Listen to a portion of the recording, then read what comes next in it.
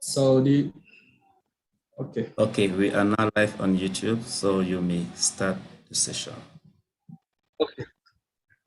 Thank you. Good afternoon, everybody. Good afternoon, ladies and gentlemen.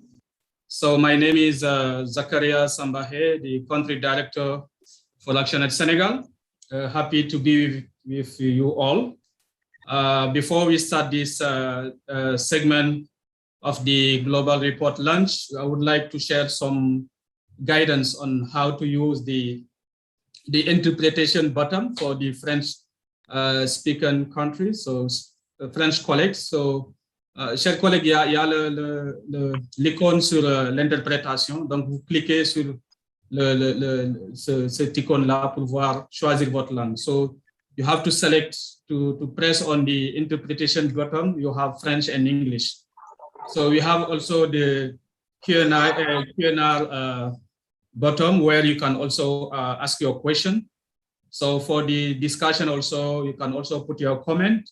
So we'll see who from the participant or the speaker can also give the answer. So welcome again. Welcome colleagues from Nigeria, Ghana, Sierra Leone, and Senegal. I hope you are all fine and ready to really start this conversation. Again, ladies and gentlemen, as we are privileged and honored to be part of this global report launch. So this event is not only a global report launch, rather it's an opportunity to call IMF and government to end austerity in Africa, particularly in West Africa. So in this, especially in this also COVID context, we can also say that the report come on time because austerity is undermining investment on education, health and social protection, is also blocking recruitment of teachers, nursery and recruitment in other sectors. I can just give an example in Senegal.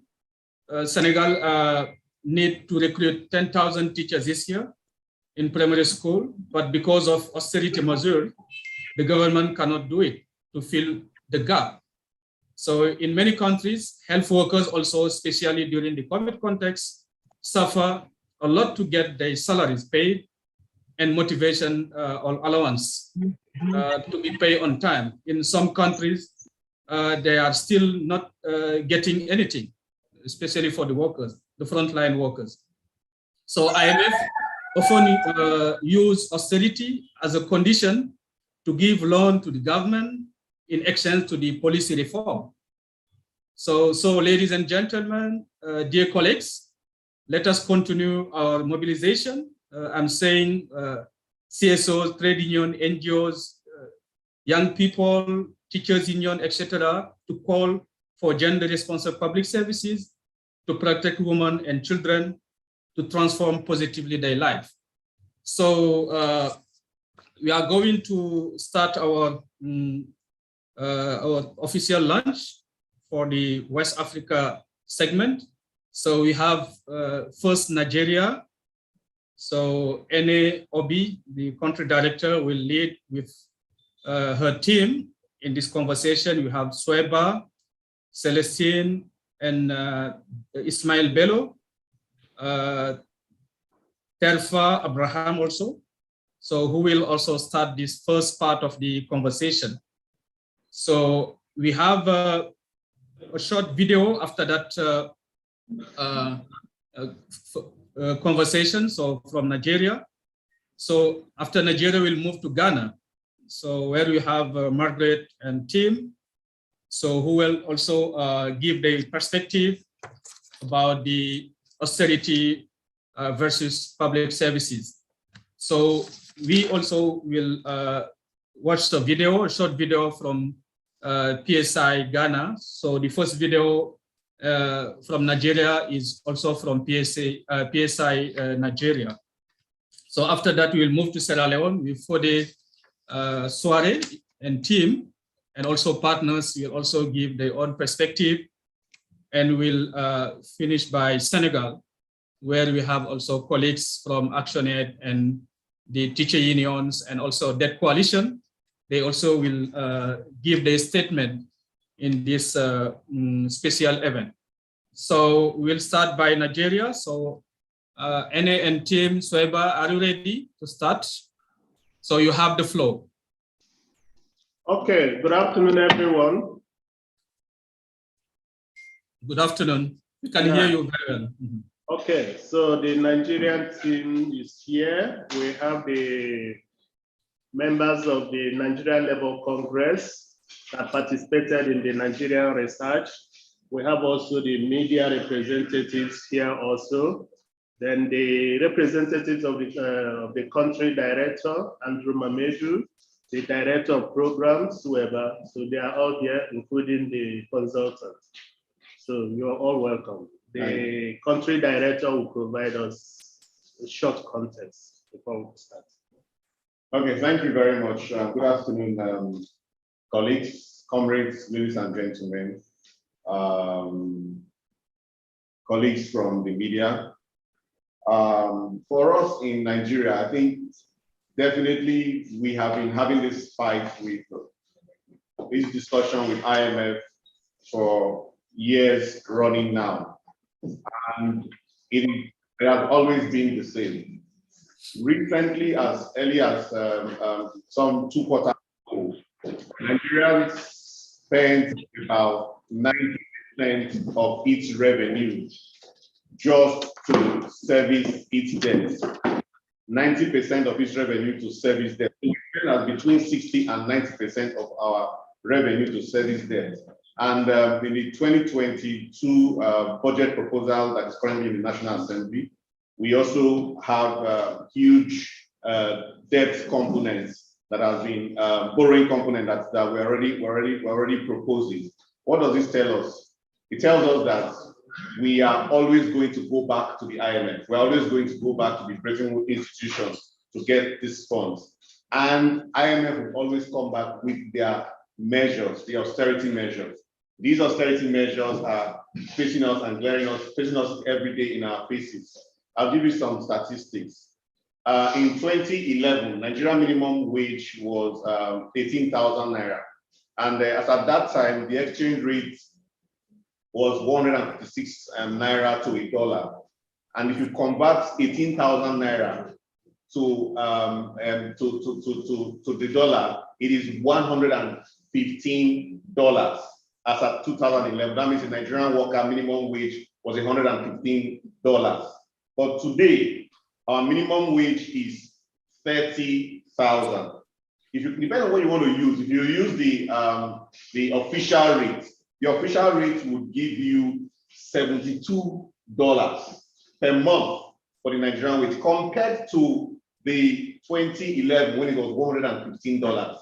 However, if you take it further, if you want to use the parallel market, which is the black market, which most transactions happen around, it is actually $55 per month for the Nigerian worker. Would you want to compare that with, say, United States of America? United States of America, their hourly rate is 7.25 for the federal rate, $7.25 per hour. So that means that 8 hours, a US worker would have earned $58 in 1 day. Meanwhile, a Nigerian worker earns only $55 per day if you use the parallel market. Per month if you use the parallel market. So what is there to cut again? That's the question. What is there to cut? What are we cutting? The standard of living is quite high in Nigeria. The inflation rate currently is put at 17.6%. So what is there to cut? If you go to the do we have enough workers? No. If you look at the unemployment rate in Nigeria, it is skyrocketing. It is high. We are currently second in the world, second to Namibia. Actually, we are far. Nigeria is 33.3, Namibia is 33.4.1. There's no difference. So we are at par with Namibia, one of the highest in the world, second in the world. If you look at the number of doctors, teachers we have, are they adequate? No. I'll pick the doctor for example. The doctors, for example, the average doctor per 10,000 patients that we have in Nigeria is 4. And the recommendation we're supposed to have 10 to 10,000, but we have just 4. If you compare it to places like UK, US, you have UK is about 28, and US about 26. So these are the issues that face us. Clearly, what do we do? What should we cut? Should we talk about cuts? Yes, in the international plenary session we just finished, they said we should stop all form of cuts. I probably disagree with that. We should actually cut. There are things to cut. Let's go to the politicians. Let's go to the cost of running government. Those are the things we should cut. We should not look at the cost of paying teachers and paying workers. However, we should look at fair taxation to raise more money. If we want to cut anything, we have to cut the cost of running governance, which is the cost of politicians and all of that. We hope that this report would generate enough discussion. We hope that it will carry in the media, and IMF will be responsible enough to ensure that these conditionalities are jettisoned, and Nigerian government, of course, will play its role to ensure that they provide good governance to the citizens. Thank you very much. Okay. So, Andrew, thank you very much for that background. Yeah, the IMF, just like in many developing countries, keep closing the fiscal space, for public service delivery. So I'll go now to the consultants to just give us a background and a bit of the findings from the Nigeria report. Dr. Tefa. Thank you very much. My name is Dr. Tefa Abraham. So if you look at, in terms of the share of female workers in Nigeria's public sector, Nigeria has one of the lowest ratio of female workers in West Africa. Both for female and for the male population, Nigeria has one of the lowest ratio of female workers and male workers compared to countries like in other West African countries, like Ghana, that had 17%, like Senegal, that had 26%. The share of wage and salaried workers of females in Nigeria is about 13%. And for male, it's about 23%. So when you add the male and female, Nigeria has the lowest share of male and female workers in salary and wage earning occupation in West African countries compared to like Senegal, Ghana, and Cote d'Ivoire. Then also, if you look at in terms of service delivery, the challenge that the government makes when they are programming resources for wages and salary is that they assume that health sector, educational sector are all in isolation. Meanwhile, in service delivery space, all these sectors are connected. So for you to get efficient public service delivery, you need to know that the health sector is connected to the educational sector, to the agricultural sector, to the civil servant, to the public servants, because a failure in public service delivery from the transport sector workers, for instance, can affect health workers, affect the teachers, and affect generally the quality of service delivery in the country. Then also, it's important to know also that despite increase in total government expenditure in Nigeria over the years, the Nigerian worker still finds himself or herself amongst the world's poorest people that we have around. Just recently, the proportion of poverty in Nigeria increased more than that of countries like India, DR Congo, Ethiopia, and Tanzania.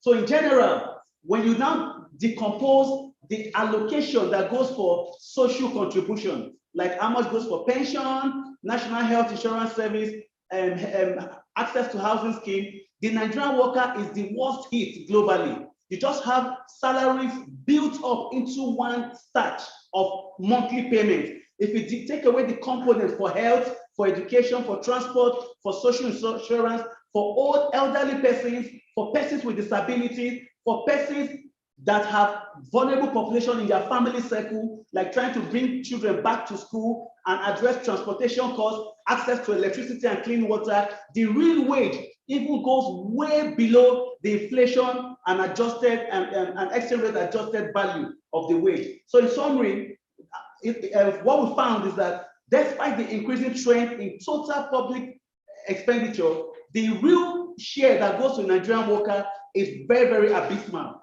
then the federal government budget is prepared in a way that does not give a lot of information to allow for gender disaggregated analysis of the wage component of the federal government budget. So it's important to have data in this regard. Then also, we also find that in terms of how unfair the female worker has been exposed to, in terms of, if you look at the access to the palliative, payment to frontline workers, the Nigerian worker was amongst the worst paid frontline worker in the West African region. So in other words, during that period that you have workers risking their life to serve as frontline workers during the COVID-19 era, Nigerian workers risked their life, yes, but the emolument, the payment, the compensation they got was discriminated across work sector. And I'll give a detailed example.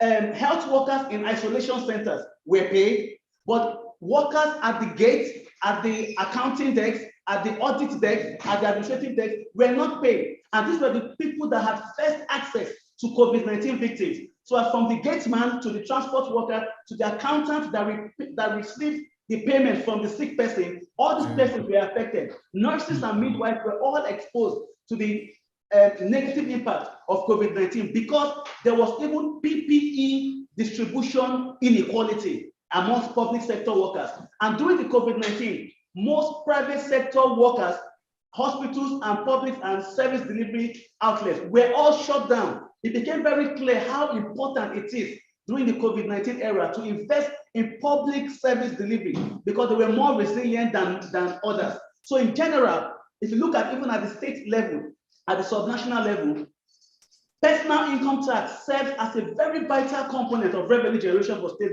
government and for the federal government as well. So it's important that to have an inclusive, effective public delivery space is very crucial to address unemployment by employing more people and to say no to wage reduction, but rather consider sustaining the wage for the Nigerian workers. So in terms of advocacy, what we saw was that there's need for detail in the budget to allow for examination of annual spending plans regarding the wage bill so that we can have a clear perspective what is going to the female worker and to the male worker. Thank you very much. Okay.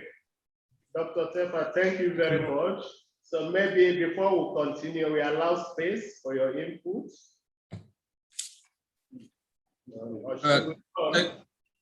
Thank you, colleagues from Nigeria. So I think we just need to continue with the speakers there so that we can we'll have the reaction after. And I'm seeing some colleagues just joining. So I think we can continue with the other speakers. And so if there is questions, I will let you know and reaction. Okay, thank you very much. Then I'll call on the director of program, Sueba Jibril, to also speak on the findings and the advocacy. Thank you very much.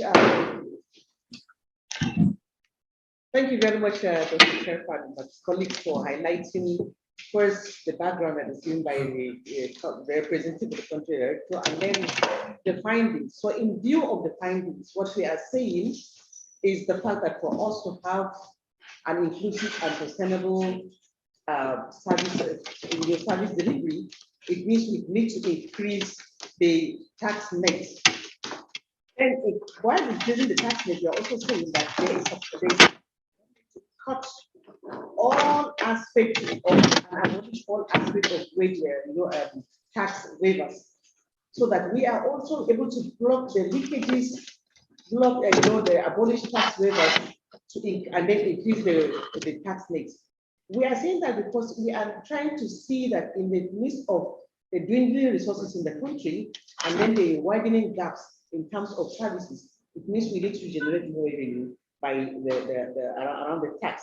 We are also saying that while we are seeing a huge number of our civil society, human resources within the public sector, there's an aging factor.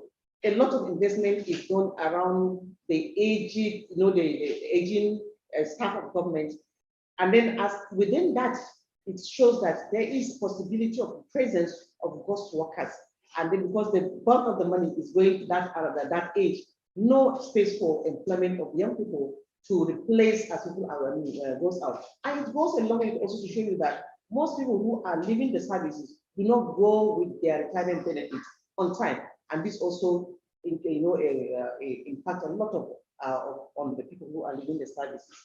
We also have advocating for the fact that there is need to intensify the use of the integrated personnel and payee integrated system so that we are able to weed out all these ghost workers from government. Because the presence, there's a lot of investment that is going there. Tarka just mentioned the fact that there's the lack of transparency in the implementation of our public wage bills.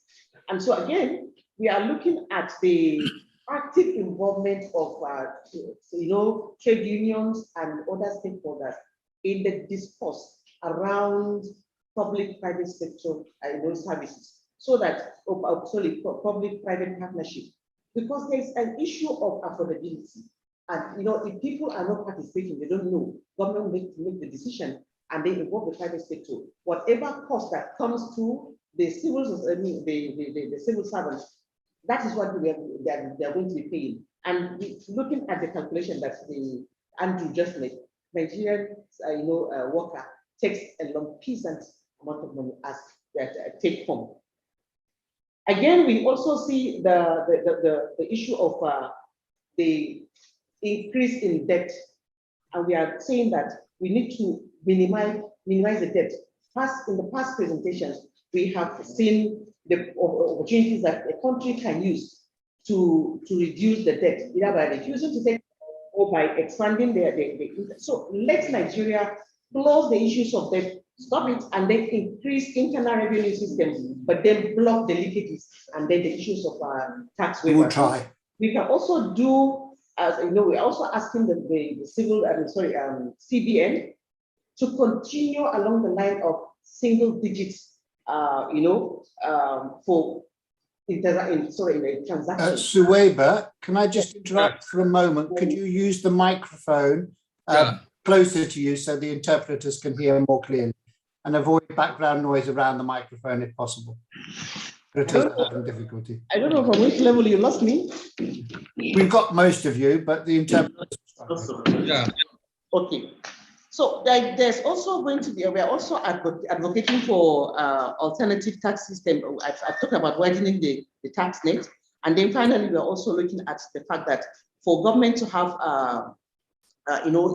enough resources to cater for the most needed services around education, health, and water supply for people, it means we have to increase the tax justice system so that we have enough money. So when there is an increase in the tax revenue, we are also able to increase the share that goes into the services that is highly in demand by the poor and excluded people. Thank you very much. Okay, yeah.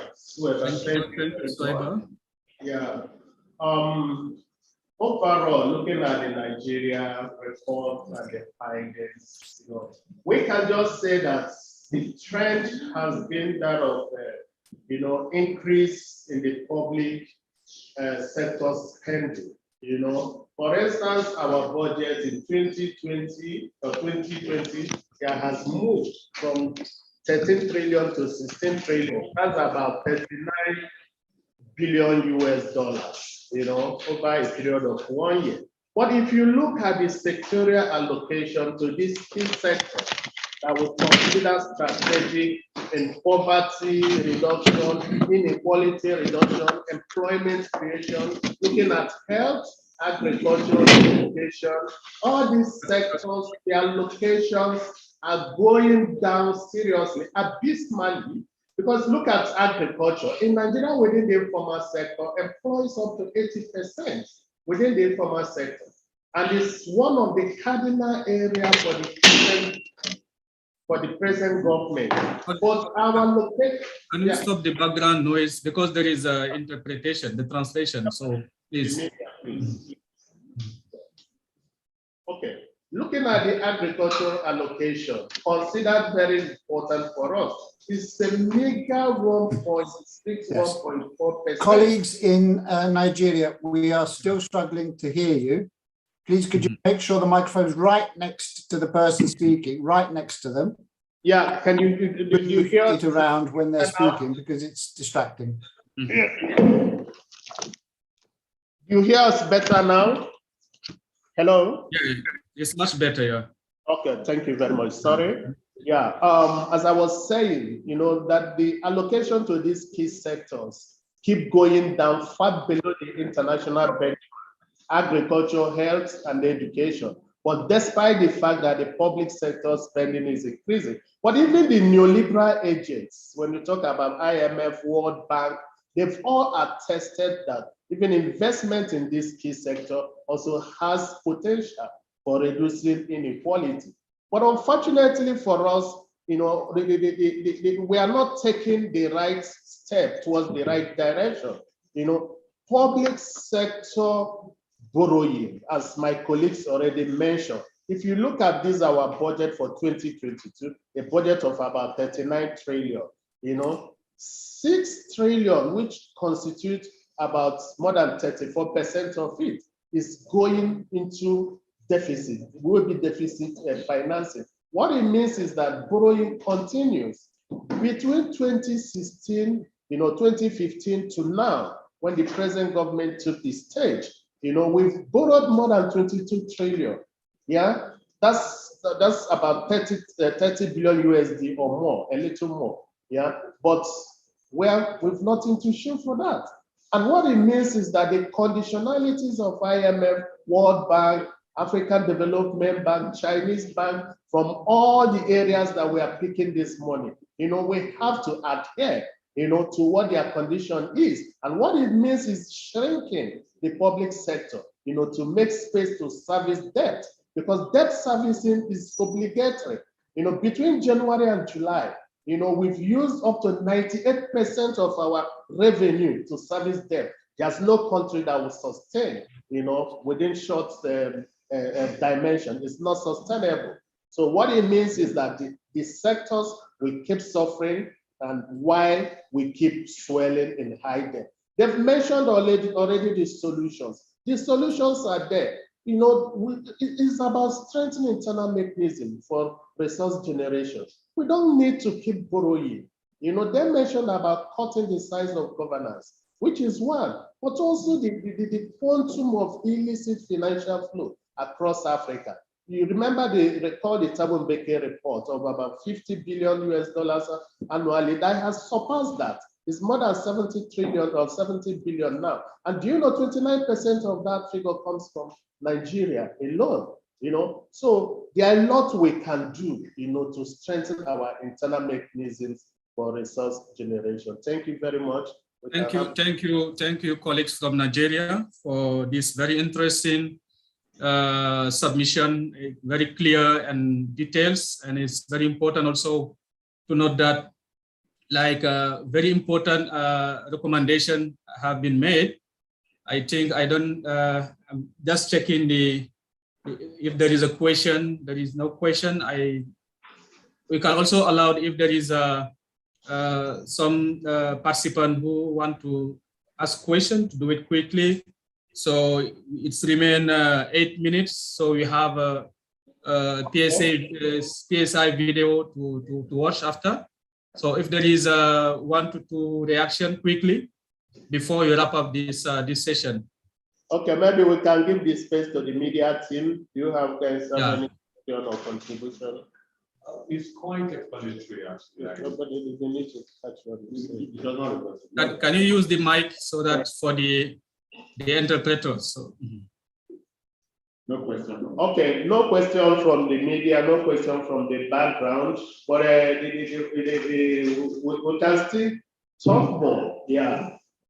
So yeah, so I think we can also ask the other participant if there is question. If there is no question, I think you can just watch the video, and we will come back to you, because this is you know, we can have an interaction with the other countries also, because we are seeing some similarity between the countries. So to see how we can also going forward develop some synergies in terms of advocacy and campaign, because most of the cases are similar.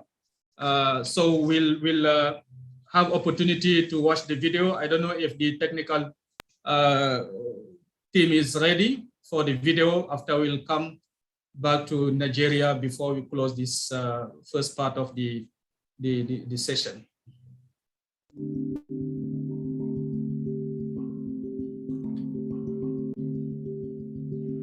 Government refused employing, telling us there is no money. There is embargo on employment. So the ones that are on ground, they are overstressing themselves. You imagine last week we were two on duty. I have a delivery. The patient we put on the bed was screaming that the drip has finished. Nobody to come and remove it.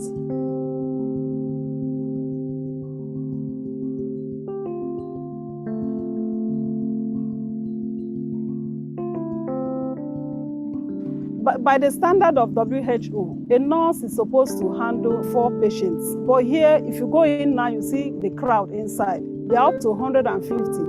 And we're only 2 nurses on duty.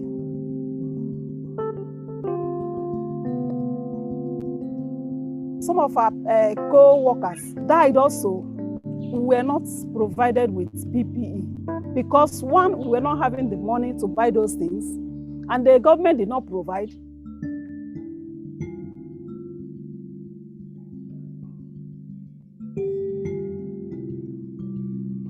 Appeal to IMF, instead of giving those stringent conditions, they should allow the country to operate the way the citizen will feel the positive impact of the loan they are giving.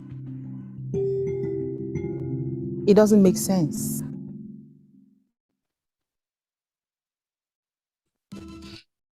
Thank you, colleagues, for this introduction video. We can see how really IMF conditionality is also undermining the investment in public sector.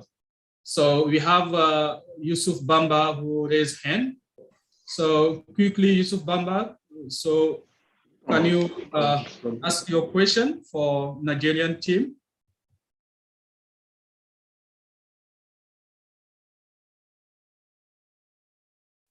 Yusuf.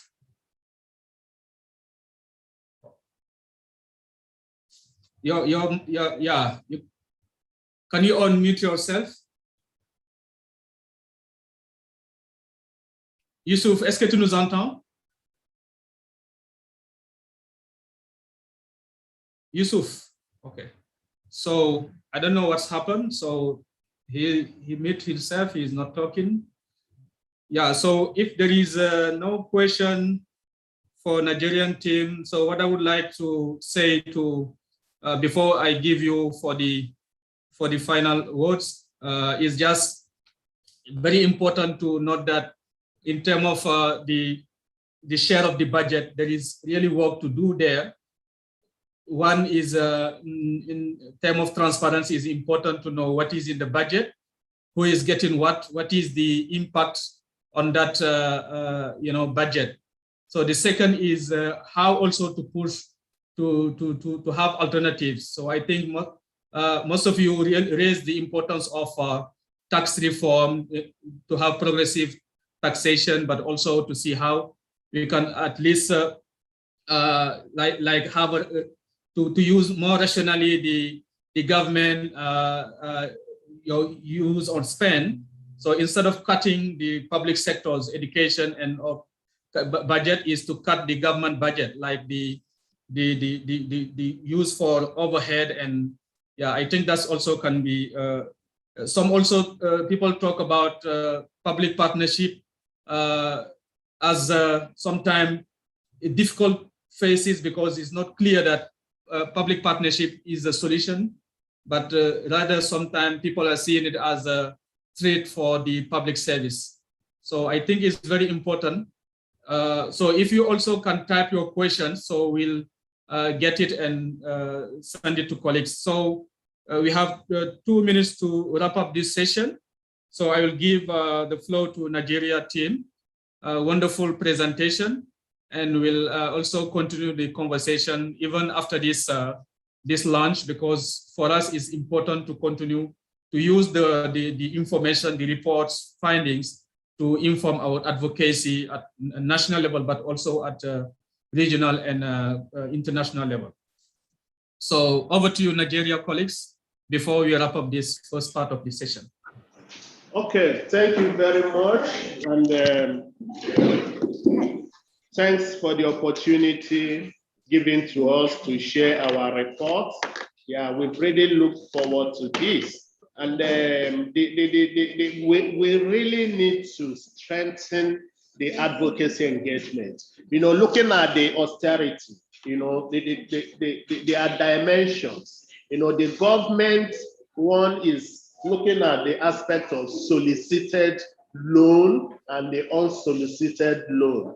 You know, for the unsolicited loan is usually where the bad, that kind of influence, you know, on getting loans that have no bearing, that have no plan on what is to be used for. Because, you know, their strategy, but the country inability to follow the laid out procedure. Because before getting a loan, it must be have a plan on what that loan should be utilized for. You know, but most times the unsolicited, you know, is usually where the main aspect of the corruption comes in. But even in the solicited loan, which is what, you know, we've been largely engulfed with, you know, there should be a plan, you know, there should be a plan. You know, for instance, since 2017, you know, we have no debt ceiling, but our Fiscal Responsibility Act 2007 clearly specified the limit to which government can borrow, the government at any level, you know, at any time. But for since 2017, that has not been the case. So what it means is that government are freelance, you know. Yeah, thank you, Thank you very much. Yeah. Very important point. Yeah, you know, we need to wrap up this session and to cross the board. I know we are not very far from Ghana, so we are moving to Ghana to cross the board, Nigerian board, and to move to Ghana. So we'll come back to you if there is any. I am seeing that you can also answer to in the chat box. There is some comments, so if you have time, just answer to those questions or comments. Okay, thank you, Sweba, Celestine, and colleagues, and the consultant also. So let us move to Ghana, and Margaret, Rose, and yes, Louise and Daniel. Thank you.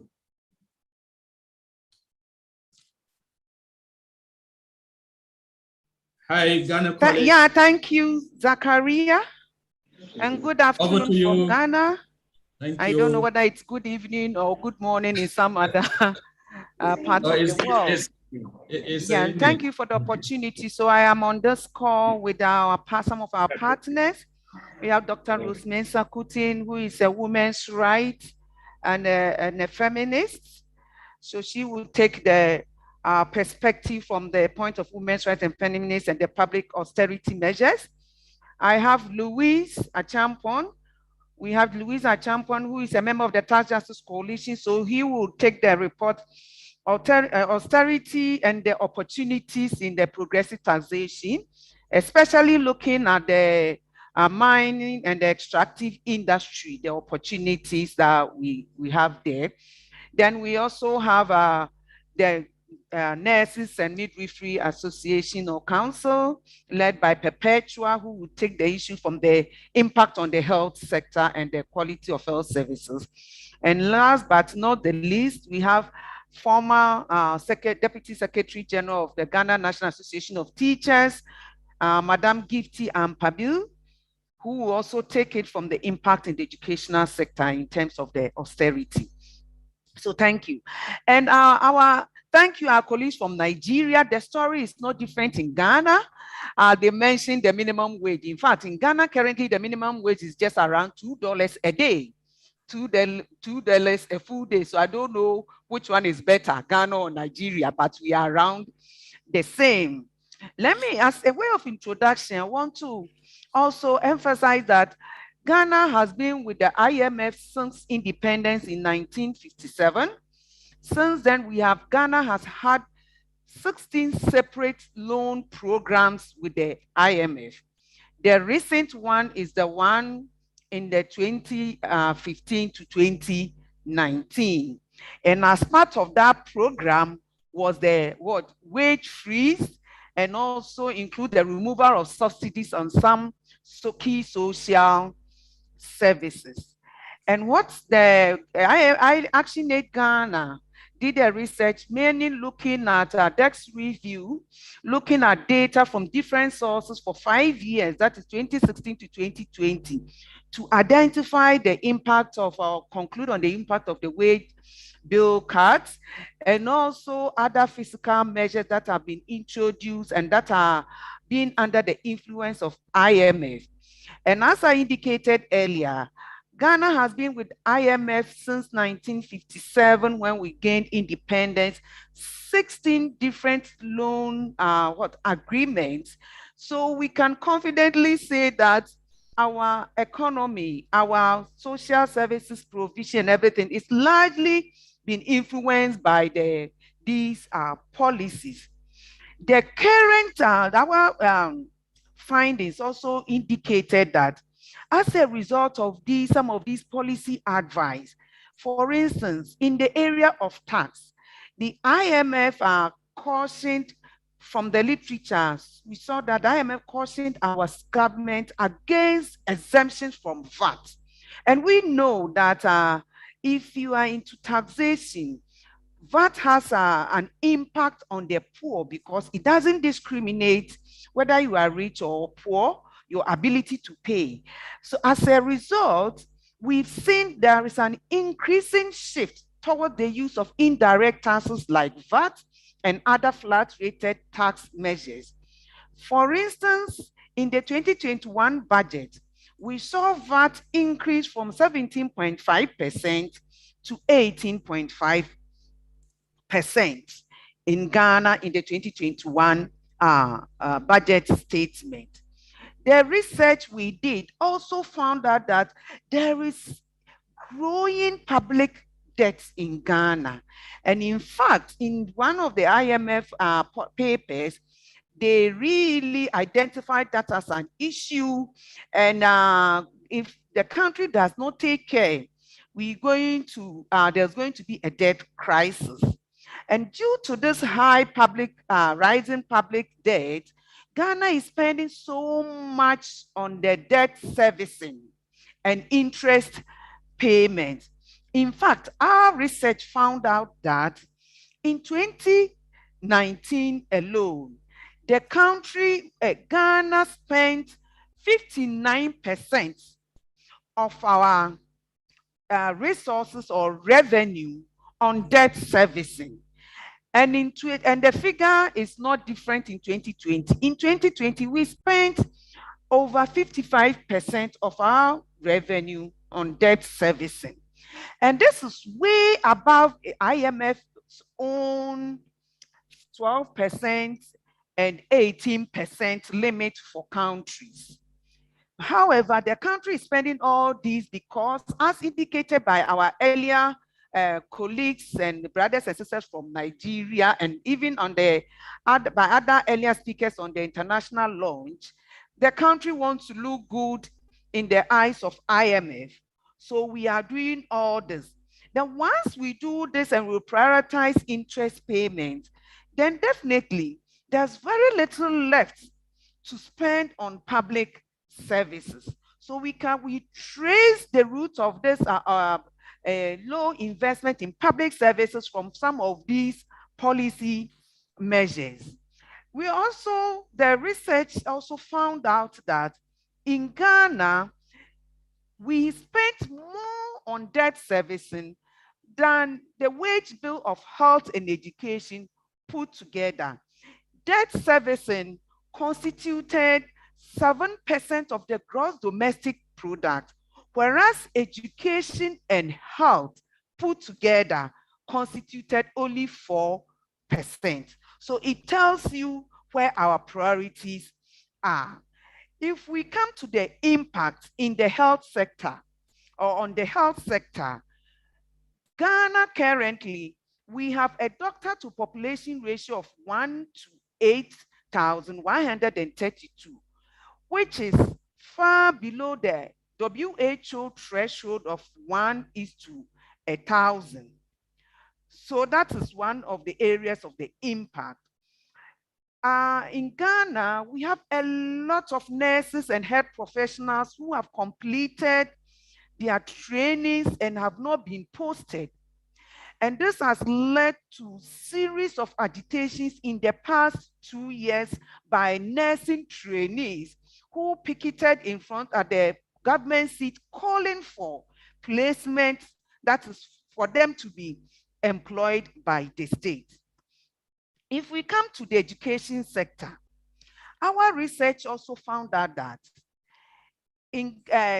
though the global threshold for class size to a teacher ratio is between 13.1 and 15.1, depending on the level, but they are all at pre-tertiary level. In Ghana, especially in the rural, in urban areas, it is the same. Especially in the rural areas, we have class sizes of about 32 to 40 students per one teacher, telling you that teachers are overstretched. I won't dwell so much there because we have education union people on the call who will also talk more about it. But more importantly, the research found out that Ghana will need to recruit about 15% more teachers each year at primary level till 2030 if we want to meet the SDG goal for target. If we come to the education sector too, in fact, in 2013, I'm bringing this in because it has an implication. In 2013, teachers who had worked for about 2 years were paid only 3 months' salary for no justification and no reason. They worked for almost 2 years or more than 1 year, and they were given only 3 months' salary. It's all because their country wanted to meet certain conditions to be in the good books of IMF. So for us in Ghana, this is a critical situation, especially coupled with the fact that we have high public debt, high debt servicing, and high reprioritization of interest loan repayment. Though we are out of the IMF program, its impact is still felt. We are servicing the debt, we are paying the loans. So we are calling the IMF to take a look at the debt servicing and the interest repayment, restructure some of these things for very long-term payment, maybe suspend them temporarily, especially whilst we are in COVID, for about in the medium term, so that our country can have the breathing space, engage or employ more public sector workers, because it is also a security risk or a security threat to our nation. Secondly, we are calling on the IMF to also look at other forms of taxation and stay away from the indirect taxes. Encourage our government and our finance ministers to look at all these areas of direct taxation, the corporate taxes, the wealth taxes, and other means, especially when Ghana is currently having a huge extractive sector, to raise the domestic resources to finance the public services. We are also asking, one of the areas we have also seen is huge government expenditure on the executive and the legislature. Recently in this country, there was an uproar about recommendations from a committee that occasionally looks as a monument for a category of persons that is called Article 71 office holders. And these people, the recommendation is to give some of these people some fat take home or takeaways, whereas the ordinary public servant does not enjoy some of these recommendations or facilities. So it is time to also look at that in Ghana and restructure. And finally, we are calling on all CSOs and women's rights organizations, trade unions, and everyone to come together, join hands, and be interested in all discussions around fiscal policies and fiscal measures, because they directly impact on our lives one way or the other. Thank you very much for the opportunity. Thank you, Margaret. Thank you, Margaret. Can we have the other speakers so that we can have them in one? Okay, so we can now call on, yeah. So, but yeah, participants can also continue to put their questions so that we will come back to you when there is a question. Yeah, you can call them by their names. Okay, thank you very much. So we can call on Dr. Rosemary Sakutin for Bounty for Development to speak. Thank you, Dr. Rosemary Sakutin. You have the floor. Thank you. Okay, so thank you very much for giving me an opportunity to be part of this very, very important discussion. And thank you, Margaret, for providing that very insightful background to the research. I am basically speaking on how these policies actually impact on women's lives and how it is important for our governments to move away from these austerity and to rather focus on building a system that is based on the reality of our economy. I think if you read the literature, what you find is that Ghana's public sector wage bill constitutes one of the highest in terms of its proportion with overall expenditure.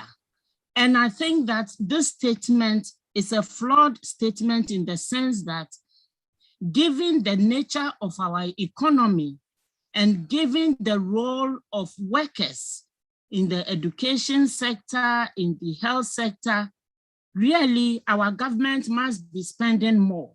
I think Margaret alluded to the fact that the minimum wage currently is just about $2.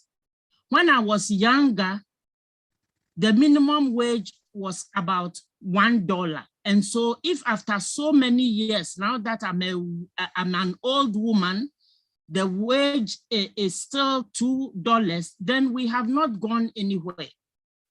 The second issue is also that we have had this discussion for a long time. And I was hoping that by this time we'll be celebrating some of our gains. But as you all have said, we rather need to intensify our advocacy. I think that in Ghana, even though we are claiming that the public wage sector bill is high, the truth really is that majority of the citizens who are working are paying themselves from self-employment. In Ghana, we have about 80% of the total population working in the informal sector. And in this informal sector, we also know that women constitute the majority. And this is because they work in this sector because of the specific family responsibility, the cultural and social responsibilities that they have, and the skill set that is required in petty trading and the setting up of enterprises. And so self-employment is actually a subsidy for the deficit in public spending. It is really a subsidy in public spending. Now in Ghana, right now, our population is about 30 million, a little bit more. These are preliminary figures that have been provided, and the majority of the people are young people. How are we planning such that the young women and men in this country really benefit from the long years of schooling that they are engaged in? And in any case, when we go to school, we don't go to school to come out and become self-employed, because the curriculum does not train us to have those entrepreneurial skills that will enable us to go on our own. And for women, the mixture of either working in the public sector or being self-employed have been found to be very useful because of the subsidy we are providing governments regarding the austerity measures and its implications for our economy. And so really at this point in time, what we should be doing is the fact that we need to urge our governments to spend more in the public sector, as has been said by some of the speakers, and also to recognize the important role of women as subsidizers of our economy because of the role they play in the informal sector and also in the care economy. We must also recognize the reality of our economy in relation to the push from external dependency, institutions, and so on. And so we must make sure that the tax net is also broadened, because much of the time, the women who are easily visible in the informal sector, they again bear the brunt of taxation. It is important that we utilize the findings of this research to develop many more researches that focuses also on such disaggregated data and the ways in which women's work must be valued. Thank you, Rose. Strengthen our mobilization efforts. Thank you. Thank you very much. Thank you, Rose. Thank you, Rose. We have some questions from the participant. So we can move to Louise. Yeah. Please. Okay, thank you very much for the opportunity. And as Margaret has opened and Rose has continued, I will follow suit at that. I'll say that austerity measures actually affect negatively the domestic revenue mobilization, especially in Ghana, because these austerity cuts linked to foreign aid and conditionalities actually impoverishes recipient nations like Ghana. Because if you look at the examples, the IMF with Ghana relationship has frozen, or over a period got employment frozen, and then wages or compensations also cut. These were measures that were to help fix the weak governance and the economy that Ghana was going through. But in reality, this actually reduced the local economic development activities, including the micro, small, and medium enterprises, and then the income and then the taxation that they also generate from that angle. This actually also affected the huge shortfall in the pay as you earn, which is the formal sector workers tax paying. These informal sector workers, including women in domestic work, pensioners, and others, were hugely affected, especially pensioners. For instance, as at now, some of the measures is that the lump sum payment to people who attain the retirement age is no more payable in Ghana. Only the residual income or monthly income is paid. These are cuts that affect the livelihood of the weak and the vulnerable in the society. If you take teachers, nurses, and other essential service providers in the country, who form the bigger chunk of public and civil service servants that are employed by government, and being challenged with these austerity measures, low increment in annual salaries and their remunerations, cut in employment, and all these affects them so much. Example, we take this NAPCO, which is this social intervention that the government of Ghana has put in place. Approximately over 40,000 of these, NAPCO people or servants are supposed to be regulated or to be formalized into public service. But due to some of these austerity measures, these ambitious dream of government have not been realized. Currently, they are receiving around 700 cedis per month as remuneration to support their cost of living. As they are not being engaged, if they were engaged and then a salary of at least 1,000 cedi is given to each of these 40,000 plus people, it would have generated about 400 million Ghana cedis at least over the period in a month. And this component, if we're subjecting it to just about 7.5% tax, it will have generated over 3 million Ghana cedis per month. That is about 36 million cedis in a year. And this is potential public revenue that is being lost as a country because of these austerity measures. So that's the point I'm making, that it actually reduces the domestic revenue mobilization capacities of a country. Moving to these austerity measures, moving out of these austerity measures is the way to go as a country. And then also our government should be proactive to manage the so-called nuisance taxes that are being, also introduced. One of such is the COVID relief and social protection cost that is being retrieved or recovered by a tax that is being introduced in Ghana by the 2021 budget and economic statement in Ghana. And that is the example that Margaret cited, that value-added tax, which was 17.5%, have been increased to 18.5% in the 2021 budget. Can you conclude? Because in the 2021 budget. And this 1% is the COVID relief tax, which is unnecessary. We are also looking at the unwarranted and disjointed tax exemptions and incentives that government of Ghana is granting. And some of these are actually eroding the potential revenue that Ghana could have achieved. For instance, the extractive sector, just 2 mining companies that were case studied.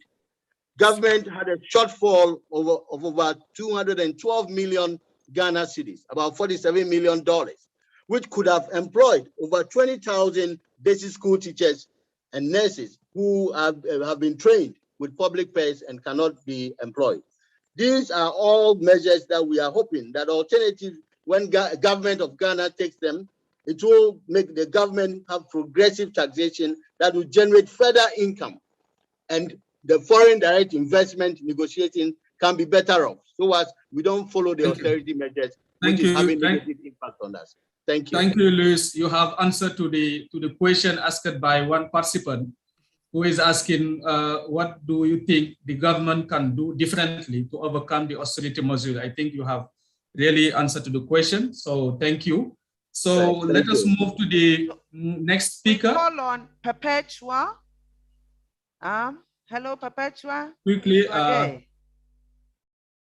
Hello, everyone. Good morning, good afternoon. Greetings from Ghana. Thank you.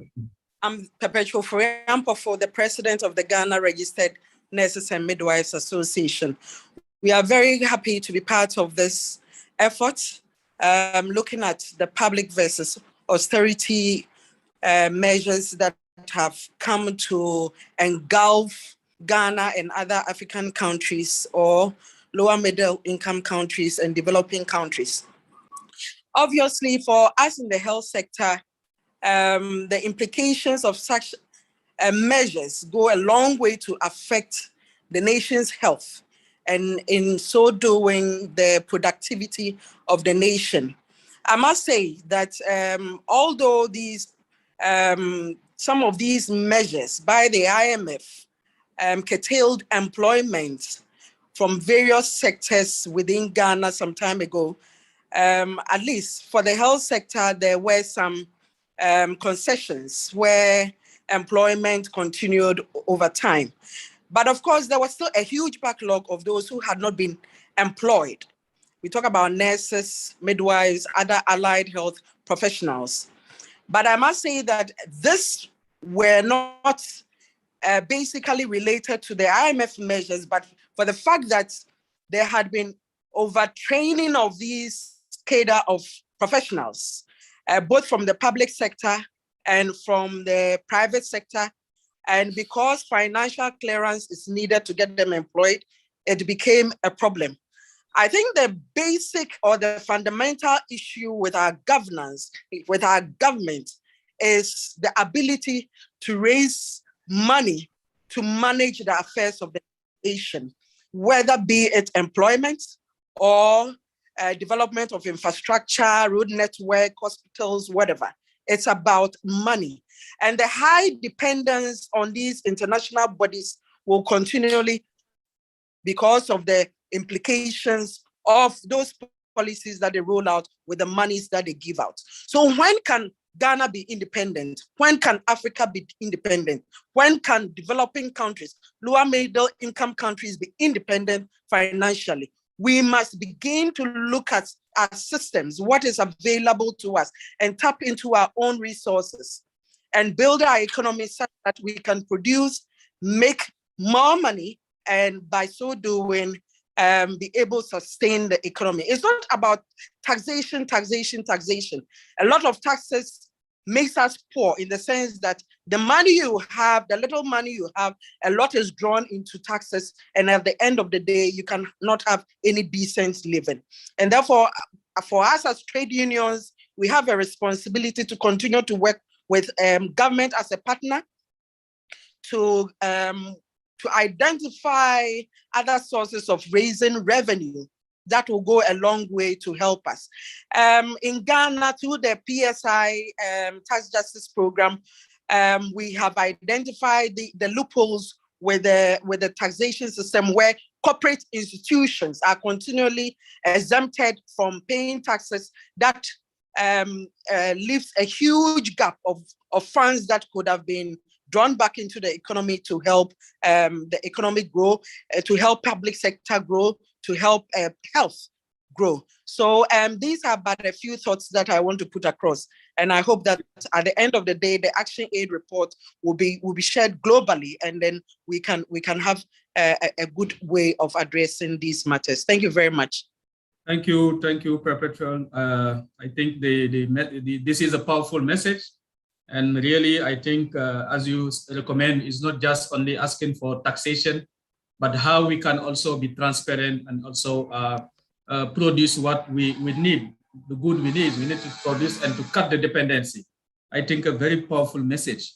So let us move to the last speaker. Okay, so we have Gifty, who is the last person to speak for Ghana. Gifty, thank you. Is Gifty still on the call? Hello. Okay, great. Yeah. Hello.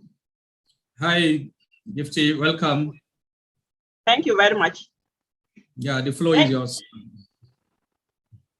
Thank you very much. I'm very glad to be part of this conversation and very happy to speak on behalf of Education International in Ghana here. Development should be human-centered. Development is by people and for the people. Where development is eliminating the very beneficiaries of it, there is a problem.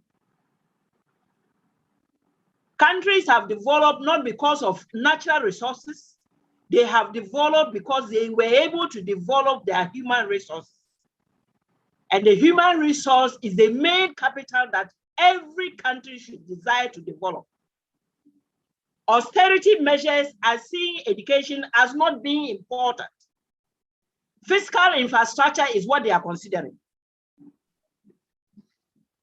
If at the international level, it was identified that education is a fundamental human right, and therefore they all agreed to the SDG 4. It beholds on every government, including the IMF and the monetary financial institutions, to ensure that every country has given equal opportunity to every child to be well educated. For education to be grounded, we need qualified teachers, we need good environment, good school infrastructure, support from government, and support from all beneficiaries of education.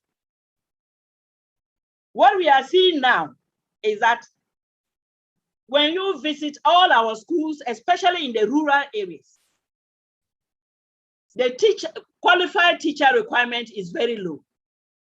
The schools are understaffed. The infrastructure is not good. Teaching and learning materials are inadequately supplied. They are not supplied on time.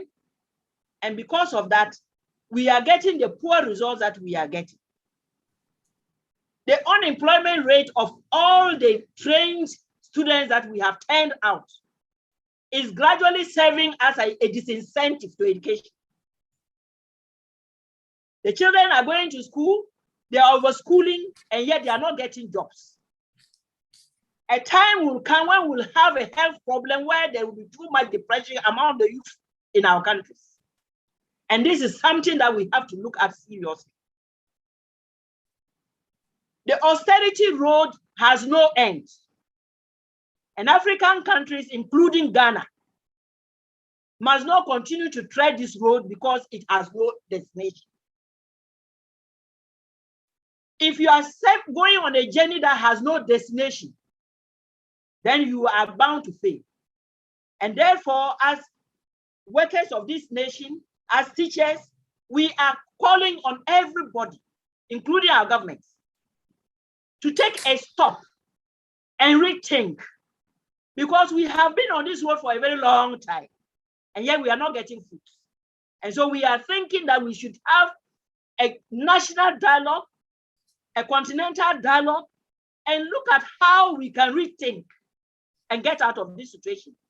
Africa has all the resources to move out of poverty, and yet we are where we are. There is a need for us to look at how we can get out of this. And for the education sector, I wish to recommend this. One, the government should train and recruit more teachers and ensure that they are deployed to every aspect of the country. We are wasting a lot of resources, human resources, in the rural areas. And therefore, we need to have a real look at that. The second one is that government should meet their obligations to invest at least 20% of the national budget or 6% of GDP on education. The third one is that government should improve teachers' salaries and working conditions. Teaching comes from the heart.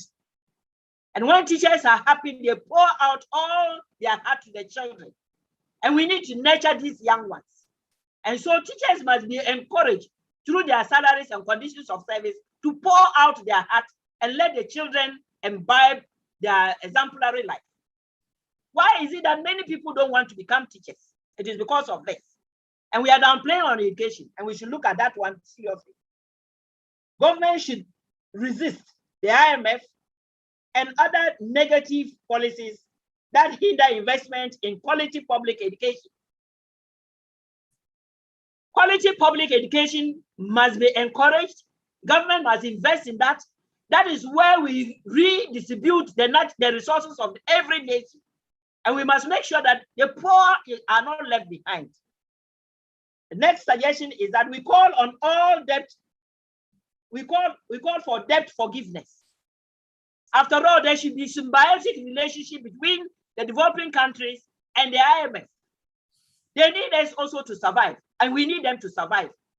And so there must be that symbiotic relationship that we are all benefiting from each other. The burden has become too much, and if they don't take time, one day they will get up and there will be no developing country for them to milk from. My dear brothers and sisters, it is time for Africa ourselves to look inward and see what we have. You cannot continue to depend on others for your survival. What if one day they get up to say that they are no longer interested in supporting us?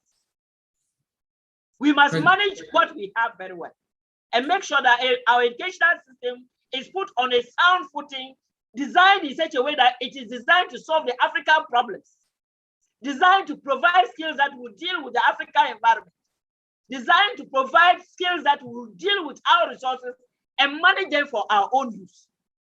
We are calling on all who are interested in the development of Africa that education is the #1 tool, and that more investment must be put in that. If we invest more on education, we will solve the problem of health, we will solve the problem of the social vices that we have, we will solve the problem of unqualified personnel, that nobody will come out from anywhere to come and utilize our resources. We will have the skills to deal with them. Thank you very much for the opportunity.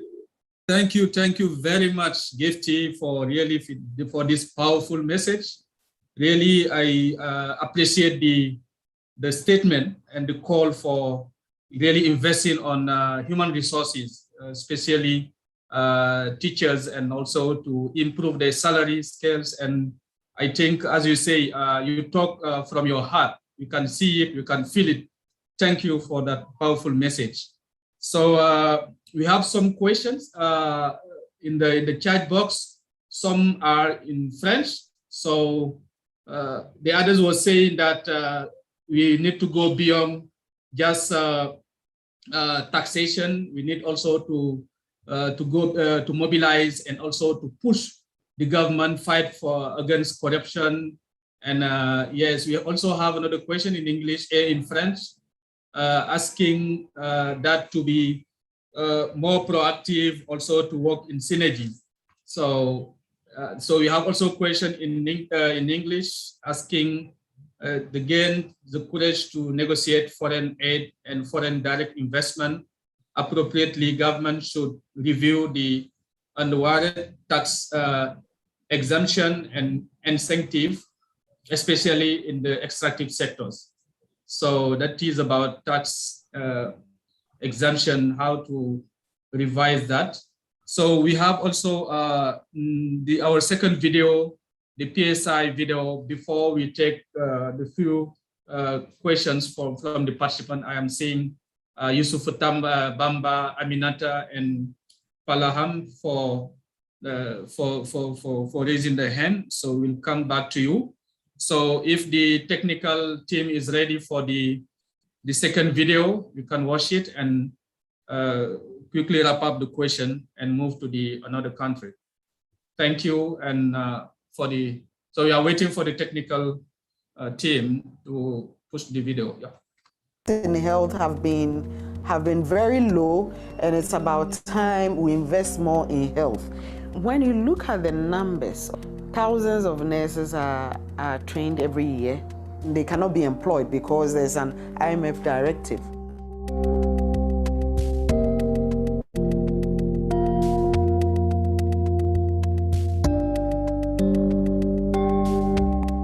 IMF should, at this time, not be giving conditionalities for support that it gives to nations, such that embargoes are placed on employment and all that. It does not augur well for all of us.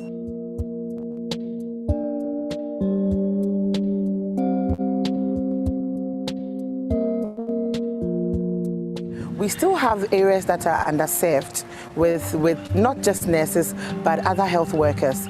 Providing more nurses to these areas would be able to curb the issues of sometimes delay in emergency care or delay in primary health care. Obviously, employing more health workers, whether they are doctors, they are nurses, they are pharmacists, lab people, or whatever, ensures that whatever services these professionals provide will be readily available for Ghanaians as and when they need them.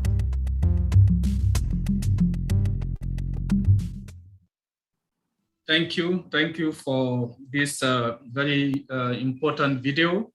So I don't know if there is some answer from Ghana team. So people was asking that to really, let me check the questions.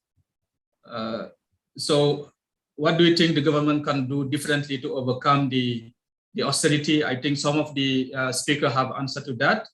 So they are talking about going beyond the taxation and to also promote transparency, accountability. To also revise the tax exemption and incentive policies so that to better invest on public services.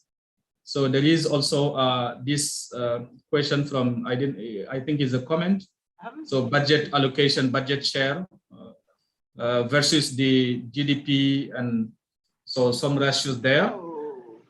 So yeah, if there is a reaction from Margaret team and in Ghana there, so we wrap up this section, and because we are running out of the time. So you have 1 to 2 minutes to wrap up this. Yeah, Margaret. Yeah, thank you very much for the comments. And it is true, it is not only about tax restructuring and the rest. We also need to demand accountability and in the efficient use of public resources. As I mentioned earlier, we think that we need to also look at the expenditure at the executive level.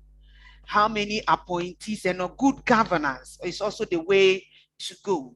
So I agree with the comment that we can't only be looking at the tax restructuring, we also have to look at how we are going to make use of the resources that come in. Thank you very much. Thank you. Sorry for, I am saying Aminata, Yusufa, but we really need to run because we have other 2 countries remain. So just leave your comment on the chat box. We can answer to them. Thank you, Ghana team, for really this very useful statement. And as we say, we need to continue this mobilization. It's not just, it is not ending today. It's just, this is just a beginning. Really, we need to continue this journey and to integrate our policies, the IMF policies, and some of the participants or even asking the IMF reform. So because we are not seeing ourselves in the IMF policies. So thank you once again, Margaret. So let us move to Sierra Leone. We have Fode and Tim are waiting. So and after that we will close with Senegal. So Fode, are you there? So we are also participants are also asking to share the report. We also check with the team to at least combine all the reports from the countries and share them with you. Thank you. Welcome, Fode. So you have the floor for your team. Thank you very much. Thank you very much. Hi, everyone. Thank you, Zakaria, for participating in this session. Thank you, David and team, for organizing this coordinated launch of this report. And I am Fode Basiswari, Executive Director of Action Sierra Leone. I'll be giving just a general perspective on the report, looking at it from a national, regional, and continental level. So just my own appreciation of the report. Okay, can you speak louder and also less faster? Can you hear me? Yes, yeah. Speak can louder. Hear you. It's very muffled, though. Very muffled. Yeah. Okay. Sorry, I was just saying I'll be giving just a general perspective on the report, looking at it from national level and also a regional and other continental level. Can you hear me, Zakaria? Yeah, we are getting you. We are getting you. Yeah, so you can continue. Yeah, just speak loudly and less faster so that for the interpreter. Or if you can directly speak to the in your laptop directly, I don't know if, but yeah, okay. You can continue. You can continue. Can you hear me now? Yes, it's much better. Okay, yeah. You can proceed. Yes. We can hear you, Fode. Okay, thank you very much, Zakaria. Okay, thank you. I was just saying I'll give a general perspective on the report, looking at it from a national, regional, perhaps continental level, I have two other panelists. I have with me Augustine Cambo. Augustine Cambo is from the Education for All Coalition, who will just give his own brief reflection on the implication on the education sector. I also have Abubakar Kamara from the Budget Advocacy Network. He will try just to give us a brief highlight of the report. I mean, looking at it from the Sierra Leone perspective. So thank you very much. I just want to say, I mean, we are glad we are having this conversation at the right time. For us, this is a fight we've started long ago. I am not hesitant to say it's a fight.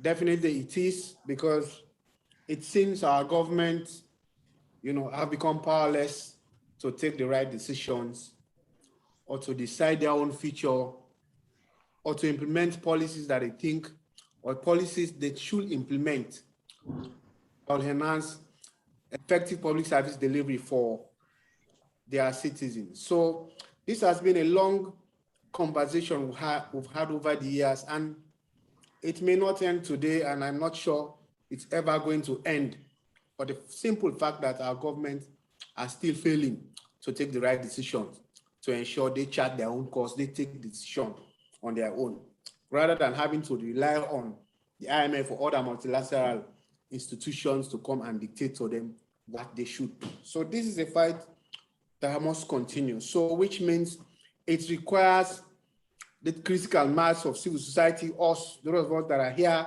even those outside this room, this conference, for us to push to see how we stand with our government, how we also push for them to implement the right policies, but also to tell the IMF that and demonstrate or share with them to see how their policies are affecting poor countries like my own country, Sierra Leone, and other countries in the sub-region. So for us, this is critical. We're having this conversation now. For us, our own analysis really only focuses on health and education sector, and for us, we are deliberate on focusing on those sectors, for simple fact that we have gone through, turbulence in these countries in our recent history, but also in recent past, we have witnessed health emergencies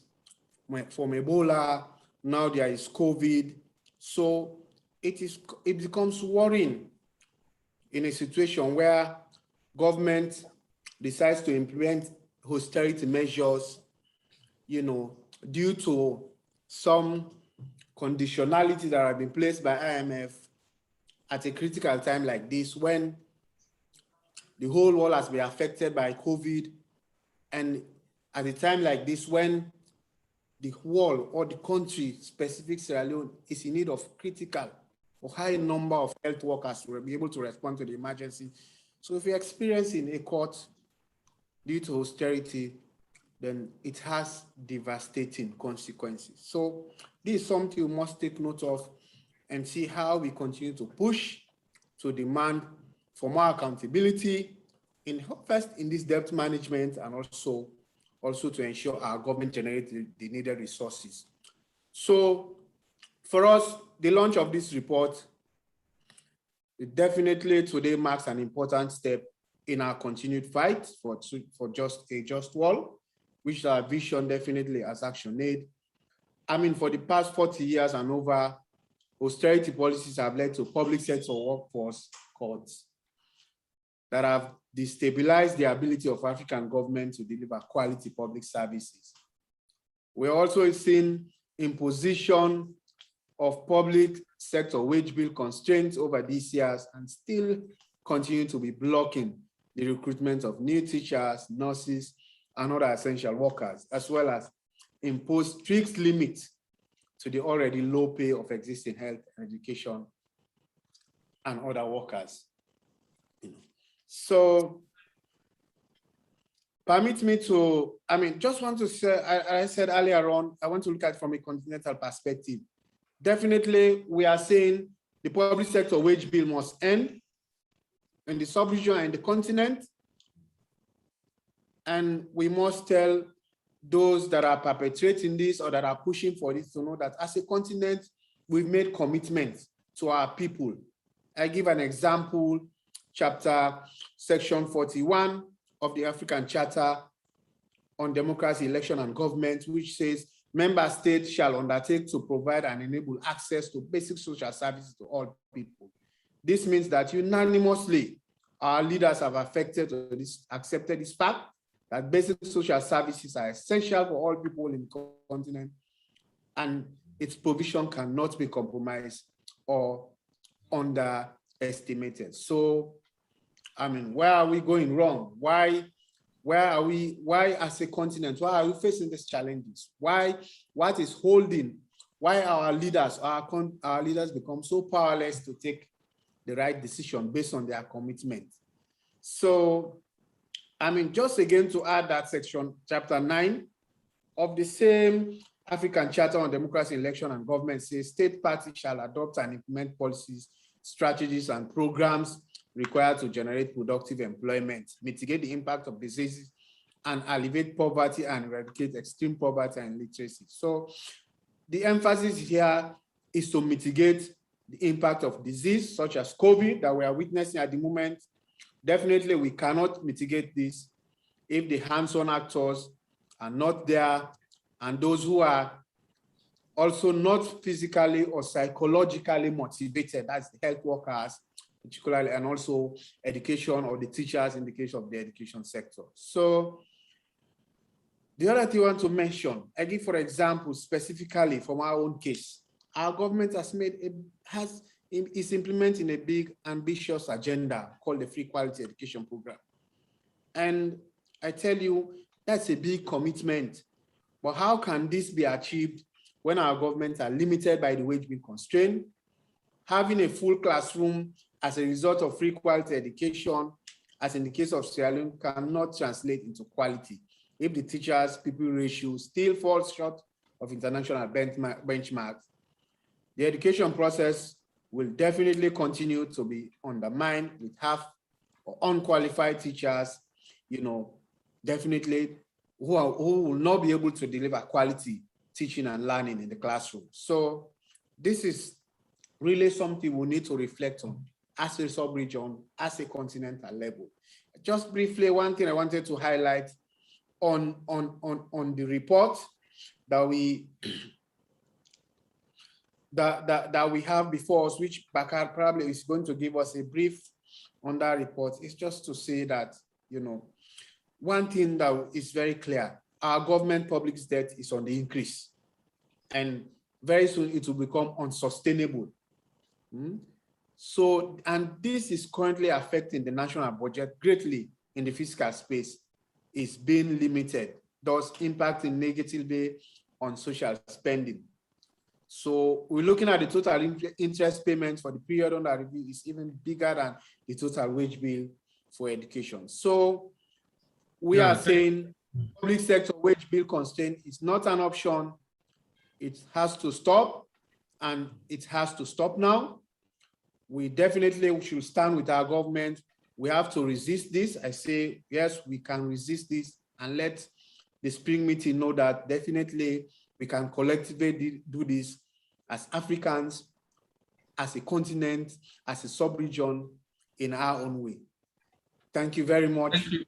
Thank you for the I really appreciate the call, and also the needs really to join our forces, because this is not only one country, struggle, is everybody, struggle. We need really to have that synergies, and that is why we are also calling, even after this launching, how we can also have a strategy, regional strategy on how we can also continue the launch and also the advocacy at national level, but also at regional and international level.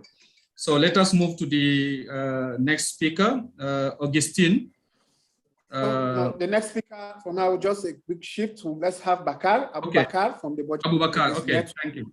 Briefly, then we'll have Komba, Augustine Kambu.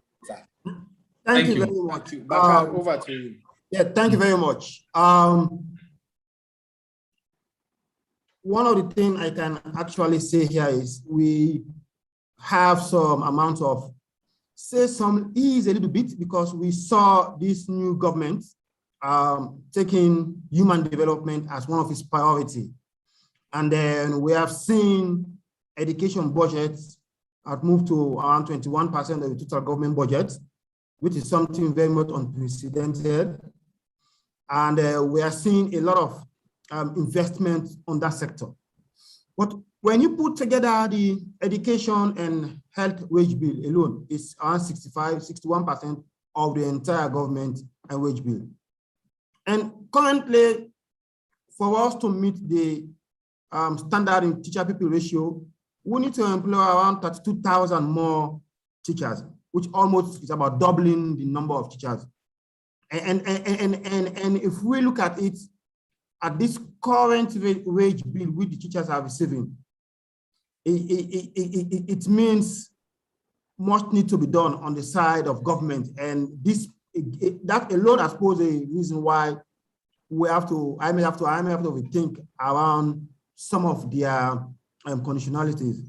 So for Sierra Leone, of course, they are very much scarcity, in as much as they are mentioning the aspect of wage bill sustainability. And so in one of their article of review, they mention the aspect of giving away freeway for health and education. And in fact, it's because of government commitment that we saw the wage bill to GDP has actually increased, because more teachers were employed. After over 10 years, teachers were not employed, and more nurses are now brought on board.